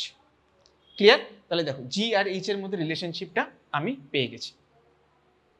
আর কি করব, আর একটা জিনিস করব, যে সেটা হচ্ছে আমি আর একটু করে লিখতে পারি যে g dash equal to g divide by 1 plus h by R তার হোল স্কোয়ার, বা এটাকে এটা 1 বাই এইচ প্লাস আর সেটাকে লিখতে পারি কি, সেটা টু দি পাওয়ার -2, তাহলে লিখতে পারি g into 1 plus h by R to the power -2। তাহলে জি ড্যাশের সাথে এইচ এর কি কি সম্পর্ক পেলাম, আমি চাইলে এই রিলেশনশিপটা ইউজ করতে পারি বা এই রিলেশনশিপটা ইউজ করতে পারি, দুটো রিলেশনশিপই কিন্তু ভ্যালিড। আমাদের ফর্মুলাতে যখন যেরকম পাবো তখন ইউজ করতে পারবো, এইটা একটা ভালো জিনিস আর এইটা একটা জিনিস, এই দুটোই আমি মোটামুটি ইউজ করতে পারবো। যখন রেশিও দেবে তখন এইটা করব, আর যখন জি ড্যাশে ভ্যালু বার করতে দেবে তখন এইটা করব, এইভাবে মোটামুটি করব। আচ্ছা, এবার এই রিলেশনটার থেকেও আরও একটা ইম্পর্টেন্ট রিলেশন হচ্ছে একটা স্পেশাল কেস। কি সেই স্পেশাল কেস, চলো দেখি। For small height, small height মানে যেখানে এইচ স্মল, কার সাথে স্মল, কার রেসপেক্টে স্মল, আর এর রেসপেক্টে, h is much much less than R. R এর ভ্যালু কত বলেছিলাম, আর এর ভ্যালু বলেছিলাম যে 6400 কিলোমিটার, মানে 6400 কিলোমিটার, 6400 কিলোমিটার, সেটা অনেকটা বড়। 64 কিলোমিটার ইটসেলফই অনেকটা বড়, তার সঙ্গে আবার তুমি তার সঙ্গে 1000 দিয়ে মাল্টিপ্লাই করছো, মানে 6400, আর ইকুয়াল টু 6400 কিলোমিটার, বা মিটারে এক্সপ্রেস করলে এটাকে লিখতে পারি আমি 6.4 ইন্টু 10⁶ মিটার। সেখানে তুমি যদি ধরো একতলা বা দোতলা বা 10 তলায় যদি উপরে ওঠো, সেটার হাইট কতই বা হবে, রাইট? তো তখন ভেবে দেখো ওই যে হাইটের চেঞ্জটা, সেটা কি খুব মারাত্মক হবে না? তখন আমরা এই রিলেশনশিপটাকে কিভাবে দেখব, চলো দেখি। দেখো এখানে আমি কি দেখতে পাচ্ছি, এখানে দেখতে পাচ্ছি h is much much less than R. তাই যদি হয় তাহলে নিশ্চয়ই h by R is much much less than 1 পেয়ে যাব, ঠিক? এইচ বাই আর যদি মাচ মাচ লেস দেন হয়, তাহলে দেখো আমি 1 এর সাথে কিছু একটা তার স্কোয়ার করার চেষ্টা করছি, যেখানে এই এইচ বাই আরটা হয় প্রচণ্ড ছোট। তাহলে কি করব, তাহলে যখন আমি তোমরা বাইনোমিয়াল যখন ম্যাথসে যখন করবে তখন দেখতে পাবে যে 10 এই 1 plus x to the power -2 এইটা কি করে ভাঙে। তো তখন লিখতে পারবো আমি g dash equal to g 1, তারপরে যেহেতু সামনের পাওয়ারটা -2 তাহলে লিখবো -2, তারপর লিখবো এইচ বাই আর, তারপরে লিখবো এইচ বাই আর তার হোল স্কোয়ার, তারপরে আরও কিছু এইচ বাই আর এর হায়ার টার্মসগুলো আসতে থাকবে। হায়ার টার্মস মানে ধরো cube, to the power 4, to the power 5, to the power 6, এই টার্মসগুলো আসতে থাকবে। বাট এখানে একটা বড় ফ্যাক্টর রয়েছে, এইচ বাই আর এটাই ইটসেলফ খুব ছোট। ধরো তুমি বললে কতটা উপরে গেছো, বললো 6.4 কিলোমিটার। ধরো একটা মাউন্টেন, ধরো মাউন্ট এভারেস্টের হাইট কত, 48 কিলোমিটার, যতদূর আমার মনে আছে, রাইট? 4848 কিলোমিটার, 4848 মিটার না কিলোমিটার ঠিক মনে নেই, বোধহয় মিটারই হবে। তাহলে 4.8 কিলোমিটারের মতন। দেখো খুব একটা বেশি হাইট নয়। ধরো আমরা একটা প্লেনে করে যাচ্ছি, সেই প্লেন, সেটার হাইট ধরো বললো হাইট ইন প্লেন ধরো বললো 6.4 কিলোমিটার, 6.4 কিলোমিটার, এর থেকে বেশি হাইটে যাবে না। তাহলে এইচ বাই আর রেশিওটা কত আসছে দেখো তো, 6/4 kilometre, 6.4 into 10 two the power 3, আর এটা হচ্ছে 6.4 ইন্টু 10 টু দি পাওয়ার 6, তাহলে 1/1000 টাইমস হাইটটা আর্থের রেডিয়াসের তুলনায় 1000 গুণ ছোট। তাহলে এইচ বাই আর রেশিওটা কত, 1/1000 এর মতন। এবার এই 1/1000 টাইমস, তার মানে বোঝো সেটা তুমি এইচ বাই আর এর ভ্যালুটা এখানে ধরো তুমি লিখতেই পারো, কিন্তু এইচ বাই আর তার হোল স্কোয়ার সেটা তো প্রচণ্ড ছোট হয়ে যাবে, আর তারপর এইচ বাই আর এর হোল কিউব সেটাও আরও ছোট। তো তাহলে এইচ বাই আরটাই যদি ইটসেলফ খুব ছোট হয় 1/1000, সেটা একের সাথে আমি যোগ বা বিয়োগ করছি, তারপরে পরের ফ্যাক্টরগুলো দেখো 1/10 টু দি পাওয়ার অনেক অনেক ছোট। তাই এই টার্মসগুলো এত ছোট, তাই H by R whole square বা তার পরের হায়ার অর্ডার টার্মসগুলোকে আমরা ইজিলি নেগলেক্ট করে দেবো, কারণ ওগুলো প্রচণ্ড ছোট। তাহলে আমি ফাইনালি কি পাচ্ছি, তাহলে ফাইনালি পাচ্ছি g dash equal to g 1 minus 2h by R. Fine, এটা হয়ে গেল আমার জি ড্যাশের ফাইনাল ভ্যালু। তাহলে যদি ডিস্টেন্সটা সিগনিফিকেন্ট হয়, সিগনিফিকেন্ট মানে আর্থের ডিস্টেন্সের সঙ্গে মোটামুটি সমতুল্য, ধরো বললো আর্থের ডিস্টেন্সের সমান, বা আর্থের ডিস্টেন্সের দ্বিগুণ, বা আর্থের ডিস্টেন্সের হাফ, এগুলো সবই কিন্তু আর্থের রেডিয়াসের সঙ্গে আমি কম্পেয়ার করতে পারছি। মানে এইচ বাই আর রেশিওটা এতটা বাজে আসবে না, এরকম 1/1000 এরকম আসবে না, এলো 1/2, 1/3, বা ডাবল হয়ে গেলে 2, 3, 4 এইরকম আসবে। তখন আমি কিন্তু এই ফর্মুলাটা বা এই ফর্মুলাটা এই দুটো অ্যাপ্লাই করতে পারবো। কিন্তু যখন ডিস্টেন্সটা ছোট, ধরো বললো 1 কিলোমিটার, 2 কিলোমিটার, 10 কিলোমিটার, 4-5 কিলোমিটার, তখন সেখানে হাইটটা যদি খুব ছোট হয়, তাহলে আমাকে এই ফর্মুলাটা অ্যাপ্লাই করতে হবে, g dash equal to 1 minus 2h by R. আর এইখানে গ্রাফটা কিরকম আসবে, এইখানে গ্রাফটা আগে দেখো, আগে যখন আমি একটা বড় ডিস্টেন্স নিয়েছিলাম তখন এসছিল কিন্তু এই রকম প্যারাবোলিক গ্রাফ এসছিল, কিন্তু এখানে প্যারাবোলিক গ্রাফ আসবে না, তার কারণ এখানে কিন্তু কোনো ডিস্টেন্সের স্কোয়ার বা এই হাইটের স্কোয়ার এইরকম কোনো ফ্যাক্টর নেই। তাহলে তাহলে এর গ্রাফটা কীরকম আসবে? তাহলে গ্রাফ আসবে এরকম, এটা গেল জি ড্যাশ আর এটা হাইট। ঠিক যখন আমি আর্থের সারফেসে রয়েছি তখন ভ্যালুটা হচ্ছে হাইয়েস্ট জি, এখানেও তাই। ধরো আমি আর্থের সারফেসে রয়েছি, সেখানে ভ্যালুটা জি হাইয়েস্ট। আমি যত দূরে যাচ্ছি, হাইট যত বাড়ছে, দেখো এটা প্যারাবোলিকভাবে কমতে থাকছে। এখানে যেহেতু হাইটটা ছোট, আমি যত আর্থের সেন্টার থেকে দূরে যাচ্ছি, আর্থের সারফেস থেকে দূরে যাচ্ছি, এখানে কিন্তু যেহেতু ডিস্টেন্সটা খুব ছোট, নেগলিজিবল ডিস্টেন্স, তাই জন্য গ্রাফটা এইরকম প্যারাবোলিক গ্রাফ নিয়ে এসে একটা স্ট্রেট লাইন গ্রাফ চলে আসবে। কারণ এখানে দেখো জি ড্যাশের সঙ্গে এইচ এর সম্পর্কটা দেখো ডিরেক্টলি প্রপোর্শনাল মতন, বা ডিরেক্টলি প্রপোর্শনাল মানে মাইনাসে ডিরেক্টলি প্রপোর্শনাল আসছি সেটাতে। দেখো তাহলে সেটা কি আসছে, সেটা স্ট্রেট লাইন আসছে। আর এই স্ট্রেট লাইনটা নেগেটিভ স্ট্রেট লাইন কেন? তার কারণ এইচ যত বাড়বে জি তত কমবে। এই গ্রাফটার স্লোপ কত? স্লোপ হচ্ছে -2h/r। এটা হচ্ছে slope of this straight line. ঠিক আছে, বুঝলে তাহলে? ওকে, ঠিক আছে। এটা গেল হাইটের সঙ্গে ডিফারেন্স, হাইটের উপরে ভেরিয়েশনস। এরপরে করব ডেপথেরও। তো এবারে দেখে নেব অ্যাভারেজ ডেন্সিটি। এটা variation of g with respect two depth. মানে আমরা একটু আগে লেকচারে দেখেছিলাম যে কিভাবে হাইটের সঙ্গে সঙ্গে চেঞ্জ হচ্ছে জি এর ভ্যালু। আমরা ধীরে ধীরে যত জি এর থেকে উপরের দিকে যাচ্ছি, সারফেস থেকে উপরের দিকে যাচ্ছি, সেই অনুযায়ী জি এর ভ্যালুটা কিন্তু ছোট হতে থাকছে। তেমনি এইবারে যেটা করবো সেটা হচ্ছে যে কিভাবে যে আর্থের যদি সেন্টারের দিকে যাই, মাটি খুঁড়ে গর্ত করতে করতে ডেপথ বাড়াতে বাড়াতে তার সঙ্গে জি এর ভ্যালু কিভাবে চেঞ্জ হবে, এইটা এখন করব। কিন্তু সেটার আগে একটা ছোট্ট টপিক তোমাদের জেনে নিতে হবে, সেটাকে বলছে অ্যাভারেজ ডেন্সিটি। কি অ্যাভারেজ ডেন্সিটি? ধরো মনে করো পৃথিবীর একটা আর্থের একটা মাস রয়েছে এবং আর্থের একটা ভলিউমও রয়েছে। তাহলে আর্থের সব জায়গায় কি ডেন্সিটি সেম হবে?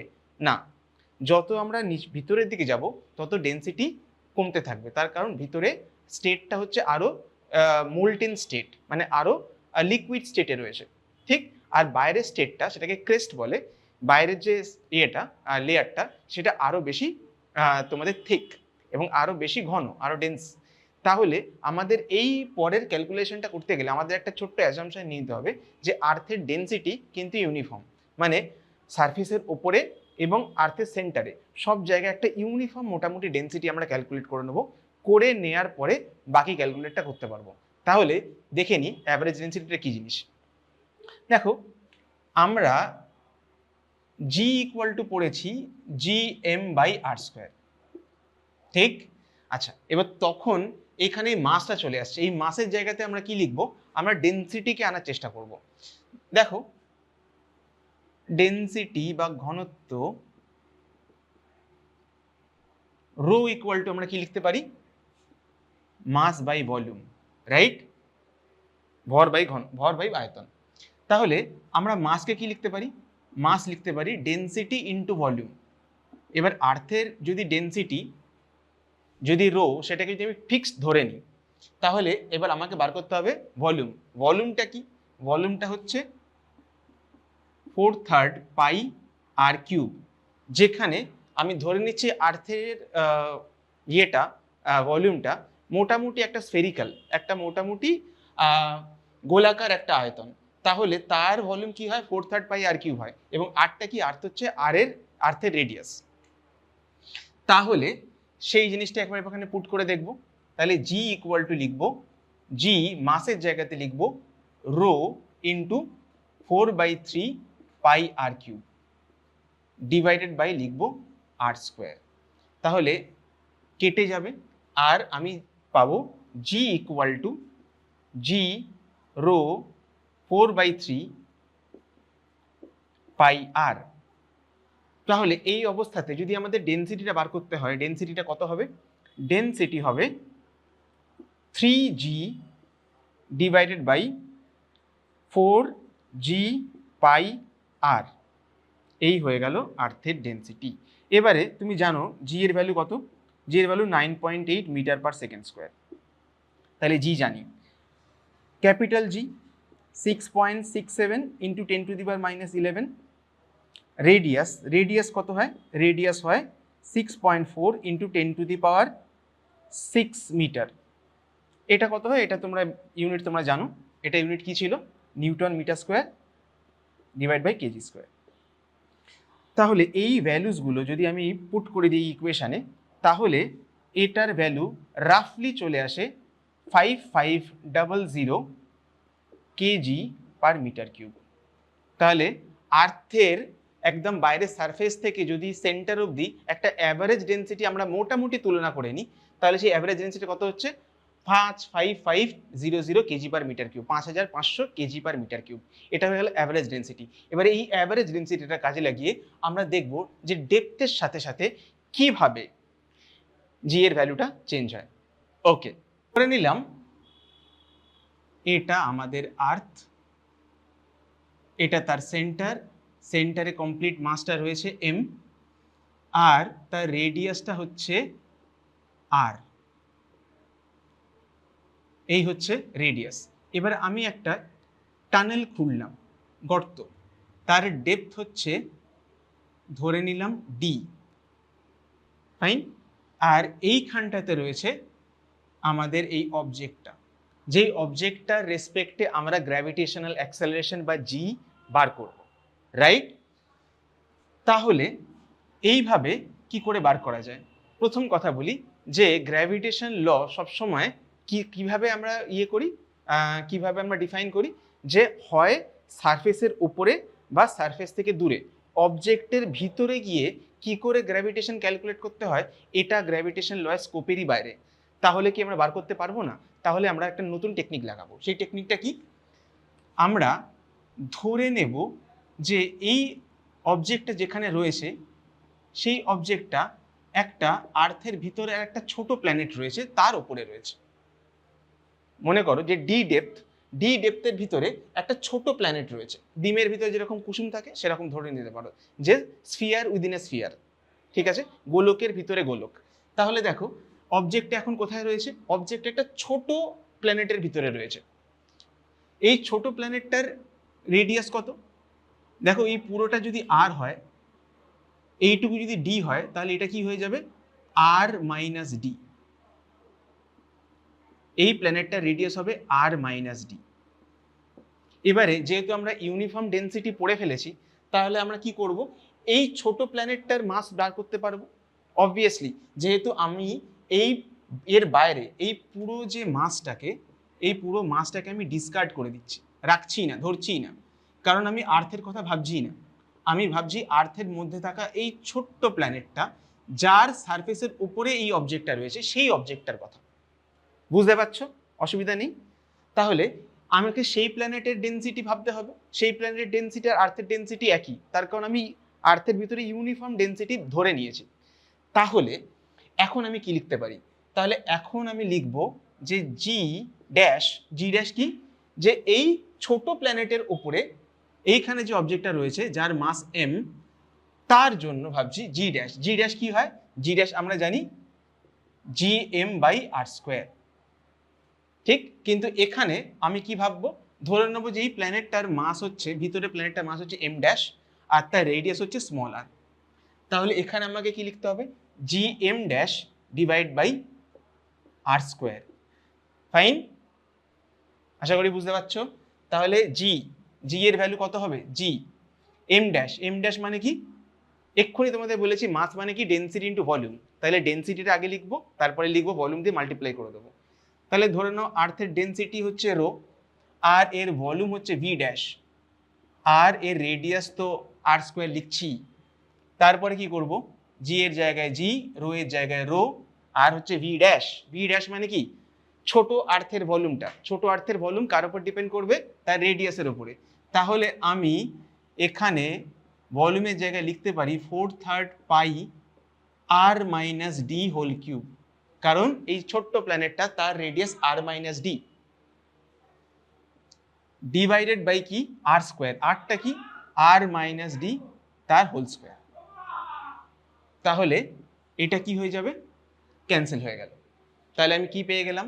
তাহলে আমি পেয়ে গেলাম জি ড্যাশের ভ্যালুটা, যে এটাকে একটু আগে পিছু করে লিখছি, 4/3 জি রো জি পাই রো আর মাইনাস ডি। তোমাদের আমি আগেও বলেছিলাম যে প্রথমে নাম্বার লিখতে হয়, তারপরে কনস্ট্যান্টস, তারপরে হচ্ছে ফিক্সড ভেরিয়েবলস, তারপরে ভেরিয়েবল, রাইট? এবারে সেইভাবে তাহলে আমি যদি নর্মাল জি এর ভ্যালু জানতে চাই, জি এর ভ্যালু কত হয়? জি এর ভ্যালু হয় G M by R square. Normal কোথায়? সারফেসে। এটা হচ্ছে অ্যাট ডেপথ ডি, আর এটা অ্যাট সারফেস। এখানেও তাই করব, এখানেও জি এর জায়গায় জি লিখবো, আর তারপরে মাসের জায়গায় লিখবো density into volume divide by R square. এটা কার জন্য করছি? এটা এন্টায়ার আর্থের জন্য করছি। ফাইন। তাহলে দেখো কি হবে, এখানে জি এর জায়গায় জি, রো এর জায়গায় রো, ভি এর জায়গায় 4/3 pi R cube divided by R square. তাহলে কি হয়ে যাচ্ছে? হয়ে যাচ্ছে জি পাই রো, সামনে 4/3 আর আর। এটাকে আমি ইকুয়েশন 1 বললাম, এটাকে আমি ইকুয়েশন 2 বললাম। তাহলে জি বাই জি ড্যাশ, যেখানে জি ড্যাশটা কি? আর্থ, এই ছোট আর্থের ওপরে জি এর ভ্যালু, আর এই জিটা কি? সারফেসে জি এর ভ্যালু। যেটাকে যদি আমি কম্পেয়ার করি, আমি কি পাচ্ছি?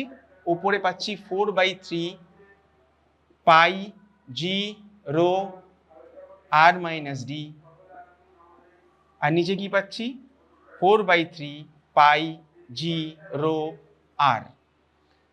আমি যদি এই কনস্ট্যান্ট কোয়ান্টিটিগুলোকে যদি কেটে দিই, তাহলে কি পাই? R minus D divide by আর, বা এটাকে ভাঙলে পাই 1 মাইনাস ডি বাই আর। তাহলে জি ড্যাশ ইকুয়াল টু কি লিখতে পারি? G into 1 minus D by R. তাহলে ডেপথের সঙ্গে কিভাবে ভ্যারি করছে? ডেপথের সঙ্গে ভ্যারি করছে যে 1 minus D by R. Fine. আচ্ছা, চলো একটা স্পেশাল কেস করে নিই। স্পেশাল কেস, যদি ধরে নিই যে অ্যাট সেন্টার, মানে আমি টানেল খুঁড়তে খুঁড়তে কোথায় চলে গেছি? একদম সেন্টারের ভিতরে চলে গেছি। সেন্টারের ভিতরে যদি যাই, তাহলে দেখো ডি এর ভ্যালু কি হবে? ডি এর ভ্যালু আর হয়ে যাবে। কতটা গর্ত খুঁড়েছি? ডি, ডিটা কত অবধি চলে যাচ্ছে? সেন্টার অবধি। তাহলে ডি ইকুয়াল টু আর। তাহলে ডি ইকুয়াল টু যদি আমি আর বসাই, তাহলে ডি ইকুয়াল টু আর বসালে কি হয়ে যাচ্ছে? আর বাই আর মানে 1, তাহলে 1 minus 1 0। G dash equal to g 1 minus D এর ভ্যালু আর লিখছি, আর বাই আর।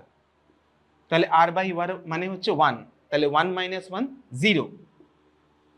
তাহলে সেন্টারে আমি যদি একদম আর্থের সেন্টারে চলে যাই, সেখানে জি ড্যাশের ভ্যালু কত হচ্ছে? জি ড্যাশের ভ্যালু হচ্ছে 0। আর যদি আমি সারফেসে চলে যাই, মানে আমি গর্ত খুঁড়লামই না, at surface, at surface depth কত? আমি তো গর্ত খুঁড়িনি, ডেপথ 0। তাহলে জি ড্যাশের ভ্যালু কি হবে? G 1 minus 0 by R. তাহলে এটা হয়ে যাবে 0, 1 মাইনাস 0 মানে 1, তাহলে এটা হয়ে গেল জি। তার মানে যদি আমি সারফেস থাকি, তাহলে তখন কিন্তু জি এর কোনো চেঞ্জ হচ্ছে না, তখন জি এর ভ্যালু নর্মাল জি। আর যদি আমি সেন্টারে চলে যাই, তাহলে তখন জি এর ভ্যালু কি হবে? 0। আই গেস বুঝতে পেরেছো? চলো করে নিই এর গ্রাফগুলো। যে কোনো জিনিসের প্রপার্টি বোঝার জন্য best way to understand is always studying graph. আমরা যদি গ্রাফটা দেখি, তাহলে কোনো জিনিসের সাথে কোনো জিনিস কিভাবে চেঞ্জ হচ্ছে সেটা এক্স্যাক্টলি বুঝতে পারি। আমরা হাইটের সঙ্গে কিভাবে চেঞ্জ হচ্ছিল সেই গ্রাফটা করেছিলাম, এবারে ডেপথের সঙ্গে কিভাবে চেঞ্জ হচ্ছে চলো গ্রাফটা করে নিই।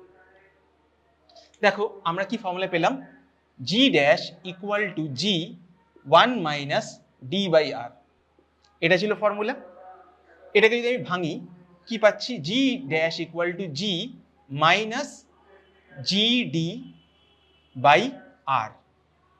এটাকে যদি আরেকটু গুছিয়ে নিই, তাহলে পাচ্ছি g dash equal to minus g by R into d plus g, এইভাবে লিখতে পারি, রাইট? যেখানে জি ড্যাশটা হচ্ছে ডি ডেপথে জি এর ভ্যালু, এই জিটা হচ্ছে সারফেসের ভ্যালু কনস্ট্যান্ট, আর জি বাই আর সেটাও কনস্ট্যান্ট। তাহলে দেখো জি ড্যাশটা হচ্ছে ডিপেন্ড করছে কার উপরে, ডি এর উপরে। তাহলে ডিটা কি, ডিটা হচ্ছে ইন্ডিপেন্ডেন্ট ভেরিয়েবল যার উপরে জি ড্যাশ ডিপেন্ড করছে, আর জি ড্যাশটা কি ডিপেন্ডেন্ট ভেরিয়েবল যে কিনা ডি এর উপর ডিপেন্ড করছে। তাহলে আমরা এইটাকে অনেকটা y equal to minus M X plus C এই ফরম্যাটে ফেলতে পারি। তোমরা জানো এটা হচ্ছে স্ট্রেট লাইন মানে সরল রেখার হচ্ছে সিম্পলেস্ট ফরম্যাট। তাহলে y equal to minus M X plus C এটা হচ্ছে স্ট্রেট লাইন গ্রাফ হবে। তাহলে চলো করে নিই গ্রাফটা। স্ট্রেট লাইন গ্রাফ মানে বুঝতেই পারছো কি হবে, স্লোপটা negative, negative slope. Negative slope মানে কি, নেগেটিভ স্লোপ মানে হচ্ছে ধীরে ধীরে এর ভ্যালুটা কমবে। তাহলে নেগেটিভ স্লোপ যদি হয় তাহলে এইটা হচ্ছে জি,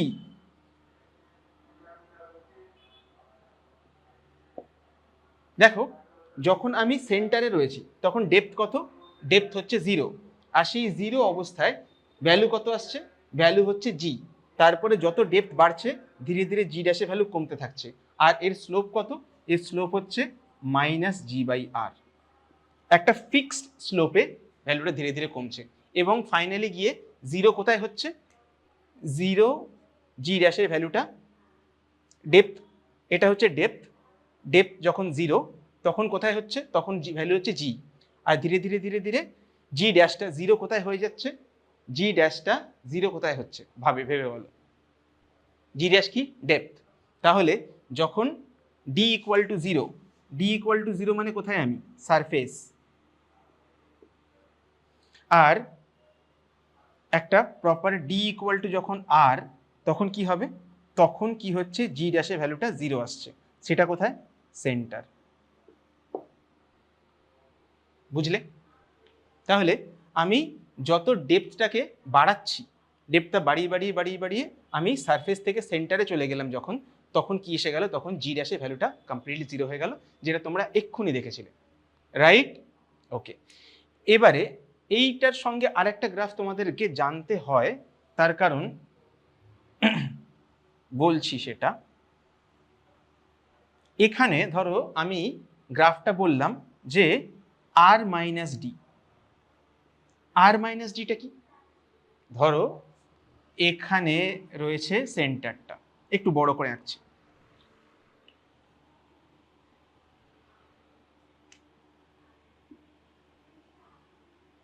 এই ছিল আর্থ, এইটা ছিল টানেলের ডেপথ ডি,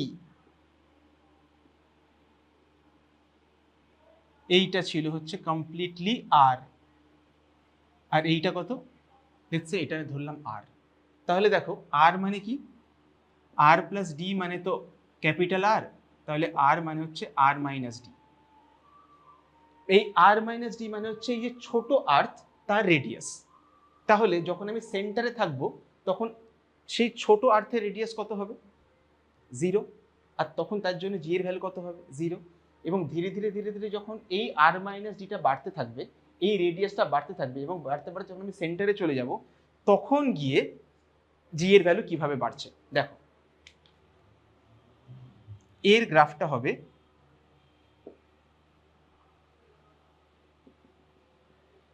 এরকম।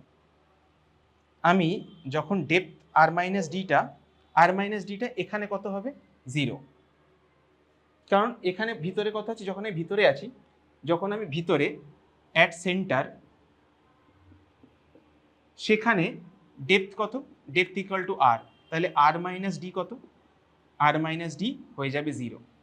সেখানে গিয়ে আমি জি এর ভ্যালু কত পাচ্ছি, 0, এবং বাড়তে বাড়তে যখন আমি অ্যাট সারফেসে যাচ্ছি,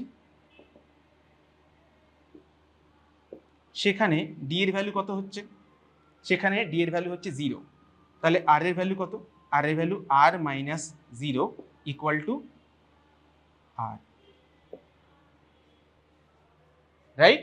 তাহলে দেখো কি হচ্ছে, এইখানে গিয়ে আর এর ভ্যালু আর হচ্ছে, আর সেই সময় জি ড্যাশের ভ্যালু হচ্ছে হাইয়েস্ট।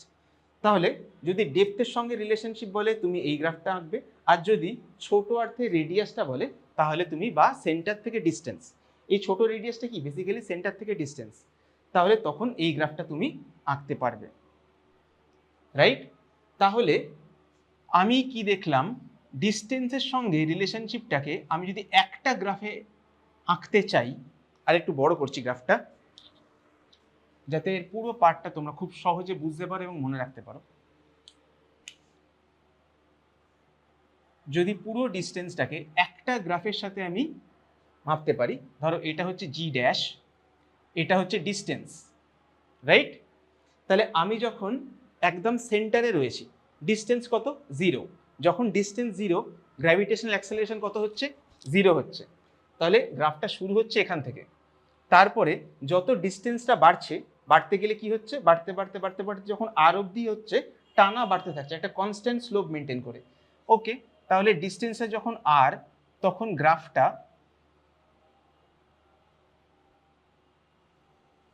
ধরো একটা কনস্ট্যান্ট স্লোপে বেড়েছে, রাইট?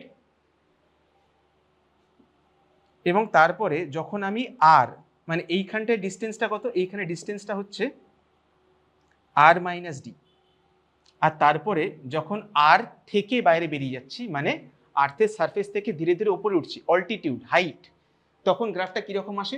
তখন গ্রাফটা আসে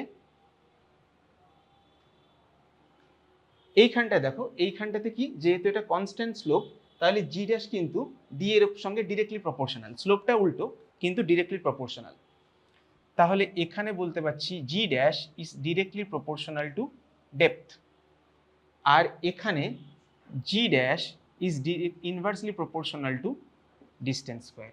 যেহেতু এটা একটা ডিরেক্টলি প্রপোর্শনাল গ্রাফ, তার জন্য আমার কাছে এসছে স্ট্রেট লাইন, এবং যেহেতু এইখানে গ্রাফটা ইনভার্সলি প্রপোর্শনাল, তাই জন্য আমার কাছে এসছে প্যারাবোলিক গ্রাফ। এই রকম গ্রাফটা, এটা তোমরা যখন এটা পড়লে, এই রকম গ্রাফ তোমাদের কিন্তু ক্লাস 12-এও পাবে, বারবার পাবে। তাই জন্য এই গ্রাফটাকে আমরা, আমাদের একটা খুব স্পেসিফিক একটা গ্রাফ, যে কোনো নন কন্ট্যাক্ট ফোর্স মোটামুটিভাবে এই গ্রাফটাতে অ্যাপ্লাইড হয়, আর এই গ্রাফটার একটা স্পেসিফিক নাম রয়েছে, সেই নামটাকে বলে হচ্ছে স্ফেরিক্যাল সিমেট্রি। স্ফেরিক্যাল সিমেট্রি, বা এটাকে বাংলায় বলে গোলীয় প্রতিসাম্য,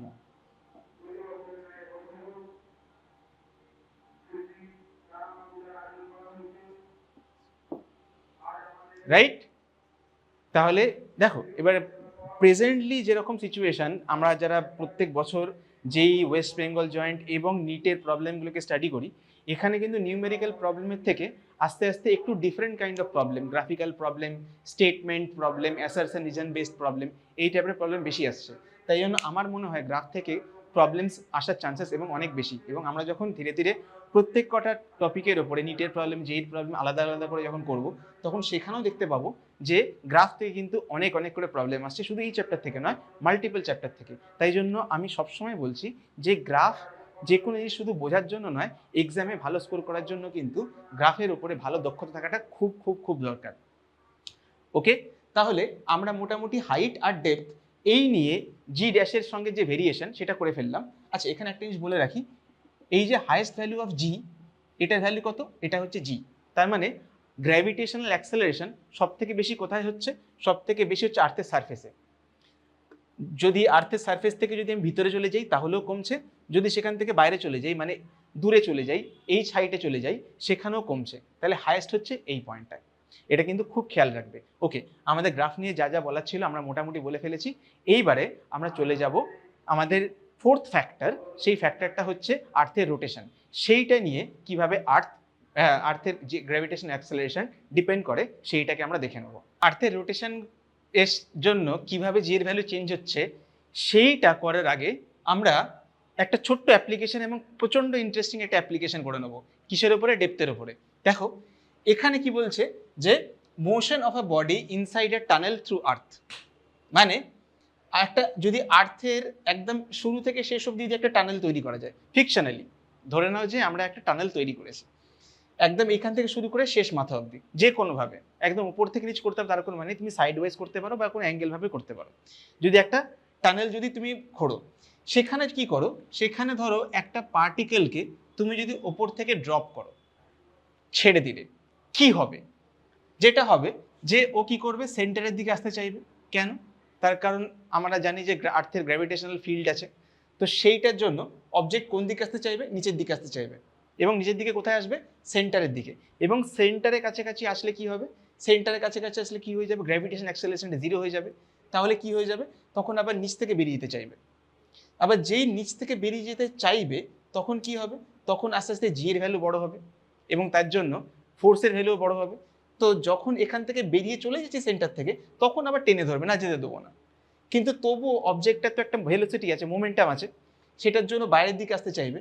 এবং যত বাইরের দিকে যাবে তত বেশি করে এই অ্যাট্রাকশন ফোর্সটা স্ট্রং হয়ে যাবে। রাইট? বুঝতে পারছো কি হচ্ছে?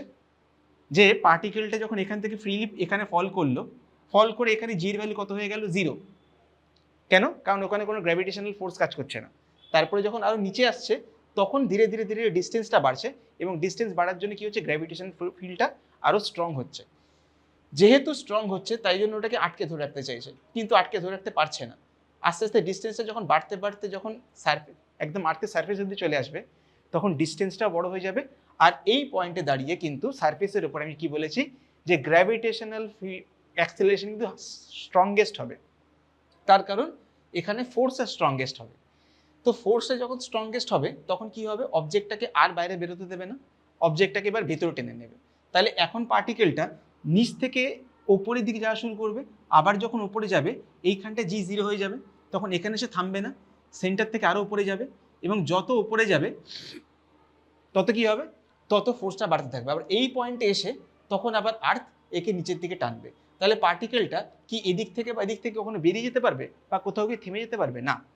পার্টিকেলটা সবসময় নিচ থেকে ওপর, ওপর থেকে নিচ বরাবর এইভাবে অসিলেট করতে থাকবে, আর্থের টানেল থেকে বেরোতে পারবে না। এবং এইভাবে যে টানেলটা খোঁড়া হয়েছে সেখান থেকে বেরোতে তো পারবেই না, বরং ওপর থেকে নিচ অবধি এই যে মোশনটা, এটা একটা ফিক্সড টাইম পিরিয়ড হবে। মানে তুমি যখনই ছাড়ো না কেন দেখবে একটা সার্টেন টাইম পরে আবার ওটা উপরে চলে আসবে, আবার ঠিক পরের একটা সার্টেন টাইম পর পরে আবার উপরে চলে আসবে। রাইট? তাহলে দেখবো এই মজার অ্যাপ্লিকেশনটা ঠিক কিভাবে কাজ করছে। দেখো, প্রথমেই বলি যে এই পয়েন্টে দাঁড়িয়ে তোমার ডিস্টেন্স ভেক্টর কোন দিকে কাজ করছে? বাইরের দিকে। কিন্তু ফোর্স কোন দিকে কাজ করছে? ভিতরের দিকে।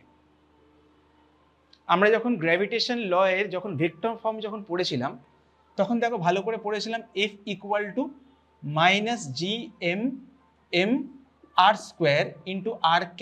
এইভাবে পড়েছিলাম, তাই না? এইভাবে পড়েছিলাম। রাইট? কেন মাইনাস? তার কারণ ডিস্টেন্স ভেক্টর কাজ করছে বাইরের দিকে, ফোর্স কাজ করছে ভিতরের দিকে। ওকে, সেটা যদি হয় তাহলে আমাদের জি এর ভ্যালু কত হবে? জি এর ভ্যালু হবে গ্র্যাভিটেশনাল অ্যাক্সেলারেশন মানে net force by mass. Net force কত? -GM_M divide by r² into r² divided by m। মাসটা ক্যান্সেল আউট হয়ে যাচ্ছে, তাহলে -GM/r²। এখানে আবার মাসের জায়গায় কি নেবো আমরা? অ্যাভারেজ ডেন্সিটি নেবো, g into 4/3 pi r³ into density rho divide by r²। কেটে গেল, তাহলে এখানে মাইনাসটা দেওয়া হয়নি। তাহলে জি ড্যাশের ফাইনাল এক্সপ্রেশন আমরা কি পাচ্ছি? ফাইনাল এক্সপ্রেশন পাচ্ছি -4/3 পাই জি রো আর। রাইট? এখানে রো r³ গুলো দিতে হতো। এবার r ইন্টু r² কি হয়ে যায়? r ভেক্টর, কারণ আমরা জানি যে r³ মানে হচ্ছে r vector by value of r। তাহলে r ভেক্টর মানে হচ্ছে r³ ইন্টু ওর ভ্যালু। তুমি মড r কে সিম্পল আরও লিখতে পারো উইদাউট ভেক্টর সাইন। দুটো মানে বেসিক্যালি ওর মড ভ্যালুটাকে বা অনলি ভ্যালুটাকে আমরা ধরছি। তাহলে দেখো g is directly proportional to R but with a minus sign. মানে গ্র্যাভিটেশনাল অ্যাক্সেলারেশন আর ডিস্টেন্স এরা কি করছে? এরা দুটো উল্টো দিকে কাজ করছে, কিন্তু একে অপরের সঙ্গে ডিরেক্টলি প্রপোর্শনাল। ওকে, এবার এই ইকুয়েশনটা অনেকটা এসএইচএম এর ইকুয়েশনের সঙ্গে যায়। এসএইচএম এর ইকুয়েশন কি বলে? মাইনাস ওমেগা স্কোয়ার আর, মানে অ্যাক্সেলারেশনটা কি হচ্ছে? অ্যাক্সেলারেশনটা ডিস্টেন্সের সঙ্গে ডিরেক্টলি প্রপোর্শনাল, কিন্তু কনস্ট্যান্ট টার্মটা কি? ওমেগা স্কোয়ার, যেখানে ওমেগাটা কি? অ্যাঙ্গুলার ভেলোসিটি, তোমরা আগেও দেখেছো। তাহলে এই দুটো ইকুয়েশন কি সিমিলার নয়? হ্যাঁ সিমিলার। দুক্ষেত্রেই দেখো একটা জিনিস হচ্ছে, acceleration is directly proportional to the distance but with a minus value. এরপরে যখন তোমরা অ্যাক্সেলারেশনের ক্লাসটা যখন করবে, এসএইচএম এর ক্লাসটা যখন করবে পরের চ্যাপ্টারে, কয়েকটা চ্যাপ্টার পরে, সেখানে কি দেখতে পারবে এসএইচএম এর এই ক্যারেক্টারিস্টিক ইকুয়েশনটার মানে এক্স্যাক্টলি কি। বাট আপাতত জাস্ট জেনে রাখো, অ্যাক্সেলারেশনের ক্যারেক্টারিস্টিক ইকুয়েশন হলো এটা। মানে যদি কোনো মোশন এই ইকুয়েশনটার মতন করে দেখতে হয়, তাহলে সেটা সিম্পল হারমোনিক মোশন বা সরল দোলগতি। ওকে, তাহলে এইবার এই দুটো ইকুয়েশনকে তাহলে কম্পেয়ার করা যায়। দেখো কম্পেয়ার করলে কি পাচ্ছি? ওমেগা স্কোয়ার ইকুয়াল টু, আমি লিখতে পারি 4/3 পাই জি রো। এটা, এই দুটো ইকুয়েশনকে আমি কম্পেয়ার করেছি। এবারে চলে এসেছে অ্যাভারেজ ডেন্সিটি। অ্যাভারেজ ডেন্সিটির ফর্মুলা আমাদের এখানে পুট করতে হবে। সেখানে কি লিখবো? 4/3 পাই জি রো এর জায়গায় লিখবো 3g ডিভাইডেড বাই 4 পাই জি আর। ওকে, তাহলে কাটাকুটির পর্ব। তাহলে ওমেগা স্কোয়ার ইকুয়াল টু আমি লিখতে পাচ্ছি জি বাই আর। তাহলে ওমেগা ইকুয়াল টু কি লিখবো? রুট ওভার জি বাই আর। সেটা যদি হয় তাহলে টাইম পিরিয়ডের ফর্মুলা কি? টাইম পিরিয়ডের ফর্মুলা হচ্ছে 2 পাই বাই ওমেগা। 2 পাই এর জায়গায় 2 পাই আর 1 বাই ওমেগা, মানে এটাকে উল্টে দিলে হয়ে যাবে আর বাই জি। তাহলে এই টাইম পিরিয়ডটা মানে হচ্ছে, এই অবজেক্টটাকে যদি এখান থেকে আমি ড্রপ করি, কিছুক্ষণ পরে অবজেক্টটা সেন্টারে আসবে, সেন্টার থেকে এই দিকে আসবে, এই সারফেসের এন্ডে, তারপরে আবার এখানে যাবে, তারপর আবার এখানে আসবে। এটা হচ্ছে একটা কমপ্লিট সাইকেল, এটা চলতেই থাকবে। বারবার বারবার করে পার্টিকেলটা এখান থেকে এখানে আসবে, তারপর আবার উপরে, আবার নিচে, আবার উপরে, এইভাবে যেতে থাকবে। সেই পুরো যে সময়টা লাগছে সেটাকেই বলছি টাইম পিরিয়ড ক্যাপিটাল টি, আর সেটার value 2 pi root over R by g. এখানে আর এর ভ্যালু তোমরা জানো 6.4 10 টু দি পাওয়ার 6, আর জি এর ভ্যালু তোমরা জানো 9.8 মিটার পার সেকেন্ড। এখানে তুমি যদি পুট করো তাহলে একটা ভ্যালু পেয়ে যাবে, সম্ভবত 31 মিনিট বা 32 মিনিটের মতো কিছু একটা ভ্যালুটা ছিল, ঠিক এক্স্যাক্টলি মনে নেই, আমি পরে সেটা বলে দেবো। তাহলে এটা কি পেয়ে গেলে? এটা পেয়ে গেলে যে একটা অবজেক্টকে যদি আর্থের সেন্টার বরাবর একটা টানেল তৈরি করতে পারো, সেই টানেল দিয়ে যদি একটা অবজেক্টকে ড্রপ করি, তাহলে সেই অবজেক্টের টাইম পিরিয়ড কি হবে? সেই অবজেক্টের টাইম পিরিয়ড হবে 2 pi root over R by জি। এবং এখানে একটা বোনাস টিপ দিয়ে রাখি, যদি যে টানেলটা আমরা তৈরি করেছি সেই টানেলটা যদি আর্থের সেন্টার বরাবর নাও হয়, যদি সাইড দিয়েও যদি একটা টানেল তৈরি করি, আমি যদি সাইড দিয়েও টানেল তৈরি করি, তাহলেও কিন্তু টাইম পিরিয়ডের ফর্মুলাটা আনচেঞ্জ থাকবে, এবং সেখানেও টাইম পিরিয়ড ফর্মুলাটা হবে 2 pi root over R by জি। সেখানেও তাই হবে। তার মানে তুমি যে কোনো জায়গা দিয়ে তুমি যদি টানেল ড্র করো না কেন, টাইম পিরিয়ডের ফর্মুলা সবসময় হবে 2 pi root over R by জি। ওকে, আচ্ছা, এবারে আমরা ফাইনালি চলে যাব আর্থের রোটেশনের উপরে কিভাবে ডিপেন্ড করছে জি এর ভ্যালু। দেখে নেব variation of g with respect to rotation of earth. Earth কি করছে? নিজের অ্যাক্সিসের উপরে একটা স্পিন করছে, রোটেট করছে, ঠিক আছে? তো তাতে কি হয়? তাতে ধরো একটা জিনিস হয়, ধরো একটা টেবিল নিলাম আমি, এই টেবিলটা একটা রোটেটিং টেবিল। এই টেবিলের উপর যদি একটা কয়েন রাখি, তাহলে কি হবে? দেখবে যে কয়েনটার উপরে একটা ফোর্স কাজ করে, যেটা কয়েনটাকে বাইরের দিকে থ্রো করতে চায়। দেখবে সবসময় এরকম একটা হয়। এই যে টেবিলটা যেহেতু নিজের অ্যাক্সিসের উপর ঘুরছে, টেবিলের উপরে একটা ফোর্স কাজ করে, সেটাকে কি বলে? সেটাকে বলে সেন্ট্রিপিটাল ফোর্স। আর সেই টেবিলের উপরে থাকা, তাহলে টেবিলটা কি হয়ে গেল? Rotating object. রোটেটিং অবজেক্টকে আমরা বলে থাকি রোটেটিং ফ্রেম। এই রোটেটিং ফ্রেমটা কি ফ্রেম হয়ে গেল? এই রোটেটিং ফ্রেমটা হয়ে গেল নন ইনার্শিয়াল ফ্রেম।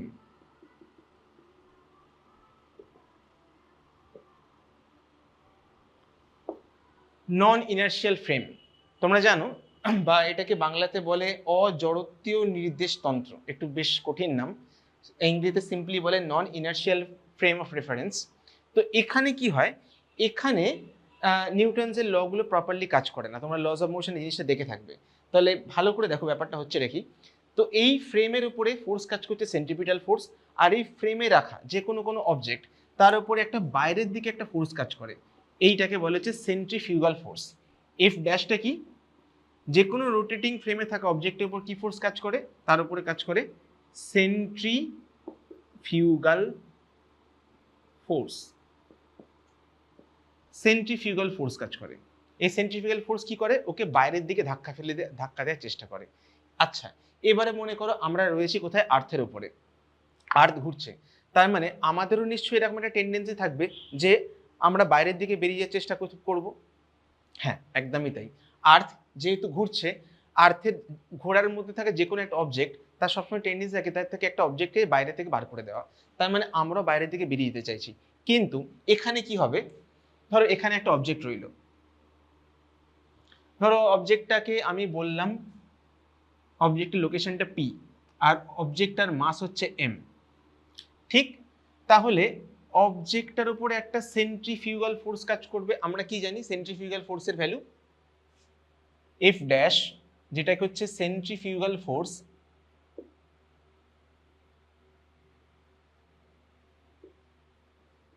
তার ভ্যালু কত হয়? তার ভ্যালু হয় M B square by R, right? এবারে যেহেতু আর্থ একটা রোটেটিং অবজেক্ট যে কিনা নিজের অ্যাক্সিসের উপরে মনে করো ওমেগা অ্যাঙ্গুলার ভেলোসিটিতে ঘুরছে, তাহলে আমি ভি কে কি করব? ওমেগাতে কনভার্ট করে নেবো। তোমরা জানো এই জিনিসটা যে v equal to r omega, rotational মোশনে পড়েছো, তাহলে এই ফর্মুলাতে ভি এর জায়গায় আমি আর ওমেগা পুট করে দেবো। M into r omega whole square by r equal to m omega square r square divide by r, কেটে দিলে হয়ে যায় এম ওমেগা স্কোয়ার আর। তার মানে এই সেন্ট্রিফিউগাল ফোর্সের ভ্যালুটা আর এর উপর ডিপেন্ড করছে, যেখানে আরটা হয়ে গেল distance of Axis from particle. এটা হচ্ছে অ্যাক্সিস, আর এখান থেকে ডিস্টেন্সটা হয়ে গেল আর। তাহলে সেন্ট্রিফিউগাল ফোর্স ম্যাক্সিমাম কোথায় হবে? বুঝতেই পারছো, এইখানটাতে, এই জায়গাটাতে। এই জায়গাটাকে কি বলে? তোমরা আগে ভিডিওতে দেখে ফেলেছো। এই লাইনটাকে বলে হচ্ছে কি বলে? Equatorial line. এটাকে বলে ইকুয়েটর, আর লাইনটাকে বলে হচ্ছে ইকুয়েটোরিয়ান লাইন, আর এটাকে বলে হচ্ছে পোলার অ্যাক্সিস, আর এটাকে বলে ইকুয়েটোরিয়াল অ্যাক্সিস। সেগুলো সব তোমরা জানো। তাহলে ল্যাটিটিউড কাকে বলে বলো? বাংলাতে বলে ল্যাটিটিউডকে বলে হচ্ছে অক্ষাংশ। তো অক্ষাংশ বা ল্যাটিটিউড কাকে বলে? দেখবে ল্যাটিটিউড সবসময় মাপা হয় অ্যাঙ্গেলে। কোথায় বললো 22.4, কোথায় বললো 44, 45, 60, 70। তো তাহলে বেসিক্যালি আমাদের ক্ষেত্রে এখন প্রশ্নটা হচ্ছে ল্যাটিটিউড কি জিনিস? ল্যাটিটিউড হচ্ছে কোনো একটা পয়েন্ট যেখানে রয়েছে সেটা ইকুয়েটোরিয়াল লাইনের সঙ্গে যে অ্যাঙ্গেলটা করে সেই অ্যাঙ্গেলটাকে বলে ল্যাটিটিউডের অ্যাঙ্গেল, নর্থের জন্য আর সাউথের জন্য। তাহলে এই জন্য দেখবে সবসময় আলাদা করে মেনশন করা থাকে যে 22 ডিগ্রি নর্থ না 22 ডিগ্রি সাউথ। সাউথ হয়ে গেলে অবভিয়াসলি বুঝতে পারছো নিচে হয়ে যাবে। তো তাহলে অ্যাঙ্গেলটা তোমাদের দেওয়া, অ্যাঙ্গেলটা কি? অ্যাঙ্গেলটা হচ্ছে ল্যাটিটিউড, ল্যামডা হচ্ছে ল্যাটিটিউড বা তোমাদের অক্ষাংশ। ক্লিয়ার? তাই জন্য এখানে আমি কি পেয়ে গেলাম? সেন্ট্রিফিউগাল ফোর্স কাজ করছে কোন দিকে? সেন্ট্রিফিউগাল ফোর্স সবসময় কাজ করে সেন্টারের বাইরের দিকে। তাহলে এই দিকে কাজ করছে হচ্ছে এম ওমেগা স্কোয়ার আর, এবার এটাকে আমি এফ ড্যাশ বলতে পারি, এফ ড্যাশ। আচ্ছা, আর গ্র্যাভিটেশন ফোর্স কোন দিকে কাজ করছে? গ্র্যাভিটেশন ফোর্স কাজ করছে এই পয়েন্টটা, আর আর্থের সেন্টার এটা, তাহলে এই দিক বরাবর কাজ করছে। এটা কাজ করছে সেন্ট্রিপিটাল ফোর্স, যেটা ভ্যালু আমরা জানি জিএমএম বাই আর স্কোয়ার। আচ্ছা, এবারে কি করা যায়? এবারে এই যে ফোর্স এফ ড্যাশ, এটাকে আমি কি করব, দুটো কম্পোনেন্টে ডিভাইড করব, রাইট? তোমরা দেখো এই লাইনটাকে যদি আমি বাইরের দিকে এক্সটেন্ড করি তাহলে এই অ্যাঙ্গেলটা হয়ে যায় ল্যামডা। এবার এটা যদি এফ ড্যাশ হয় এটা হয়ে যায় এফ ড্যাশ কস ল্যামডা, আর ঠিক 90 ডিগ্রি প্যারালালি হয়ে যাবে F dash sign lambda, right? তাহলে দেখো এফ ড্যাশ কস ল্যামডা ওটা যাচ্ছে বাইরের দিকে আর সেন্ট্রিপিটাল ফোর্স যাচ্ছে ভিতরের দিকে, তার মানে এরা একে অপরকে অপোজ করছে। তো তার মানে নেট গ্র্যাভিটেশন ফোর্স তাহলে কি হবে, ভিতরের দিকে যে ফোর্সটা কাজ করছে মাইনাস বাইরের দিকে যে ফোর্সটা কাজ করছে, দুটোকে আমি বিয়োগ করে দেবো। কেন? দুজনের মধ্যে অ্যাঙ্গেল 180 ডিগ্রি, বিয়োগ করলে যেটা পড়ে থাকে সেটা এফেক্টিভ গ্র্যাভিটেশনাল ফোর্স। তার মানে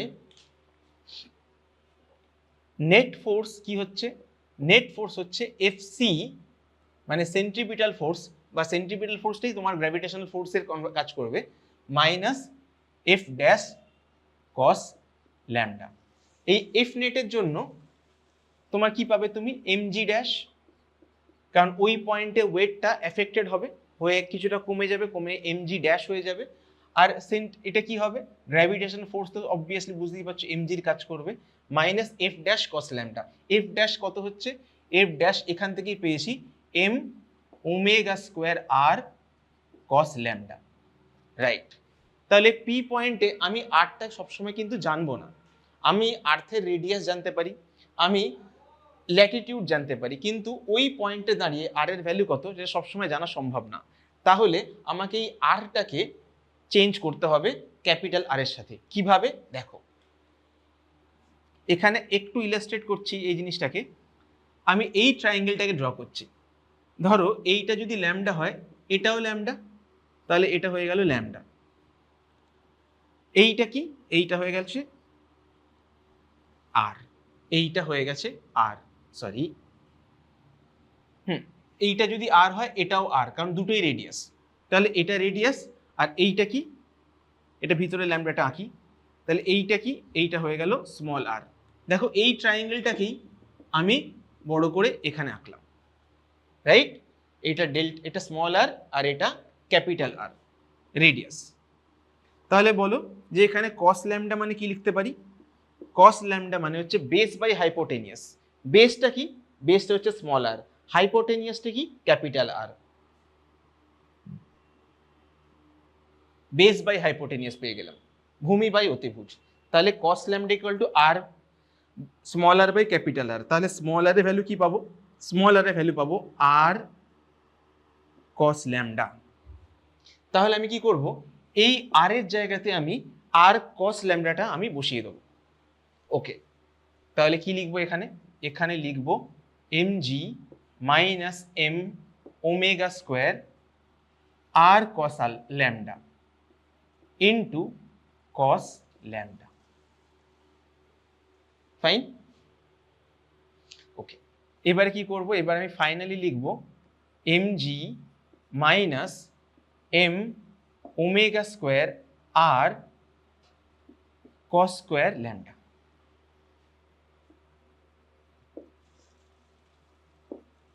তাহলে জি ড্যাশ কি পাবো আমি, সব জায়গা থেকে এম গুলোকে কমন নিয়ে ভাগিয়ে দিলে আমি পেয়ে যাব g minus m omega square, এমটা এখানে হবে না, ওমেগা স্কোয়ার আর কস স্কোয়ার ল্যামডা।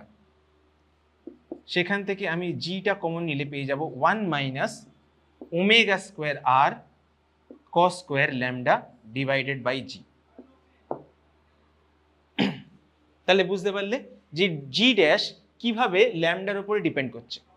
ওকে, এবার এই যে ফ্র্যাকশনটা, এই ফ্র্যাকশনটা খুব ছোট একটা ফ্র্যাকশন, এই ফ্র্যাকশনটা এত ছোট, এটা ভ্যালু মোটামুটি মনে করো 0.37%, মানে 1% থেকেও কম। তাই জন্য আর্থের রোটেশনের জন্য খুব একটা কিন্তু জি এর ভ্যালু কমে না, খুব একটা ইম্প্যাক্টেড হয় না, ঠিক আছে? কিন্তু কম্পেয়ার করলে অনেকটা হয়। যদি ধরো মনে করো হঠাৎ করে ওমেগার ভ্যালু বেড়ে গেল, ঠিক আছে, ধরো আর্থ খুব জোরে স্পিন করতে শুরু করলো, যদি ওমেগা বিকামস 17 টাইমস, যদি ওমেগা যদি 17 গুণ বেড়ে যায়, তখন কিন্তু এই ভ্যালুটা খুব বড় হয়ে যাবে, মানে তখন এই এম ওমেগা স্কোয়ার আর কস স্কোয়ার ল্যামডাটা এটা কিন্তু বড় হয়ে যাবে জি এর নর্মাল ভ্যালুর তুলনায়। তখন কি হবে, তখন লোকজন কিন্তু ছিটকে বেরিয়ে যেতে পারে। কিন্তু যেহেতু আর্থের রোটেশনের স্পিডটা খুব একটা বেশি নয়, তাই জন্য কিন্তু, বা বলতে পারো যে গ্র্যাভিটেশনের ফোর্সটা সেটা খুব বড়, তাই জন্য আমরা কিন্তু আর্থের মধ্যে থাকতে পারছি। বেশ, তো এই গেল এটা। এবারে এর করব কয়েকটা special case. First special case,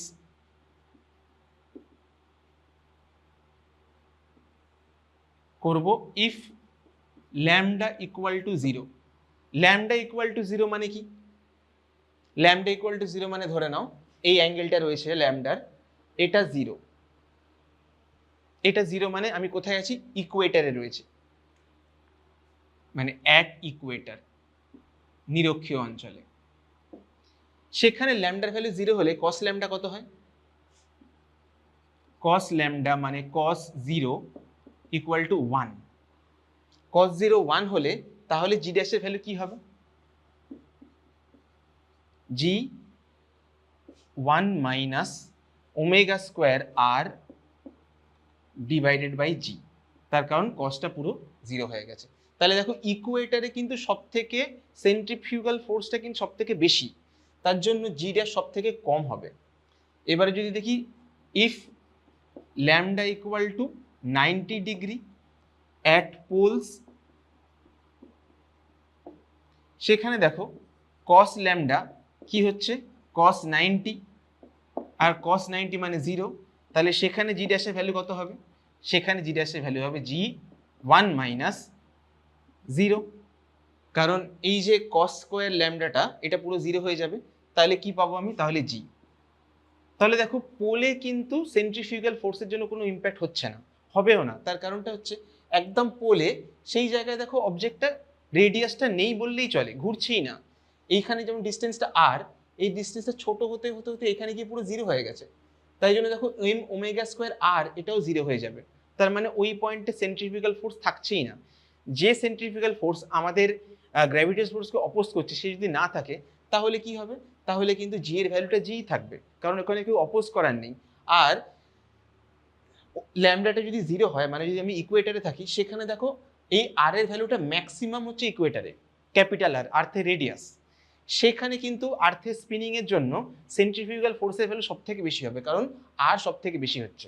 আর তাই জন্য গ্র্যাভিটেশনের যে ফোর্সটার সেটা অপোজ করছে যে সেন্ট্রিফিউগাল ফোর্স, ওটা কিন্তু সব থেকে বেশি হলে গ্র্যাভিটেশন ফোর্স কিন্তু সব থেকে উইকেস্ট হবে, রাইট? তাহলে জি এর ভ্যালু সব থেকে বেশি কোথায় হচ্ছে? পোলসে। কেন? কারণ এখানে সেন্ট্রিফিউগাল ফোর্স নেই। আর জি এর ভ্যালু ম্যাক্সিমাম কোথায় হচ্ছে? ম্যাক্সিমাম হচ্ছে ইকুয়েটারে। কেন? তার কারণ জি এর ভ্যালু ম্যাক্সিমাম হচ্ছে পোলসে আর মিনিমাম হচ্ছে ইকুয়েটারে। কেন মিনিমাম ইকুয়েটারে? তার কারণ ওখানে সেন্ট্রিফিউগাল ফোর্স বা অপোজিং ফোর্সটা ম্যাক্সিমাম। তাহলে এখানে দেখো খুব ইন্টারেস্টিংলি দুটো জিনিস, যে আমরা প্রথমে যখন পড়েছিলাম শেপের কথা, সেখানে একটা জিনিস দেখেছিলাম যে আর্থের শেপটা যেহেতু একটু চাপা, তাই জন্য পোলসের ক্ষেত্রে সেখানে কিন্তু জি এর ভ্যালু বেশি আর ইকুয়েটারে জি এর ভ্যালু কম। আবার এখানে দেখছি সেন্ট্রিফিউগাল ফোর্সের জন্য পোলসে জি এর ভ্যালু বেশি আর ইকুয়েটারে জি এর ভ্যালু কম। তার মানে তুমি বুঝতেই পারছো যে অ্যাকচুয়ালি ইকুয়েটারে কিন্তু এই দুটো ফ্যাক্টরের জন্য জি এর ভ্যালু কিন্তু অনেকটাই কম। আর্থের ইকুয়েটারে মোটামুটি জি এর ভ্যালু পাই হচ্ছে আমরা 9.8 মিটার পার সেকেন্ড স্কোয়ার, এটা পাই ইকুয়েটারে। আর পোলসে তুমি নর্থে পোল বা সাউথ পোলে চলে যাও, সেখানে গিয়ে যে ভ্যালুটা হয় অলমোস্ট 10 মিটার পার সেকেন্ড স্কোয়ারের মতন, রাইট? তাই জন্য কোনো কোনো প্রবলেমে 9.8 দিয়ে দেয়, কোনো কোনো প্রবলেমে 10 মিটার পার সেকেন্ড স্কোয়ার দিয়ে দেয়। দুটোই ঠিক, কিন্তু জায়গা বিশেষে, রাইট? তাহলে এই পুরো জিনিসটা বুঝতে পারলে এখানে কিন্তু এই ডেরিভেশনটা যেভাবে করলাম ঠিক সেভাবেই করবে, তাহলে কিন্তু পরীক্ষার সময় মনে থাকবে, নয় কিন্তু ভুলে যেতে পারো, রাইট? এইটার জন্য আর কোনো গ্রাফ করালাম না, এটার জন্য তেমন একটা গ্রাফ লাগেও না। আশা করি প্রবলেমটা বুঝতে পেরেছো।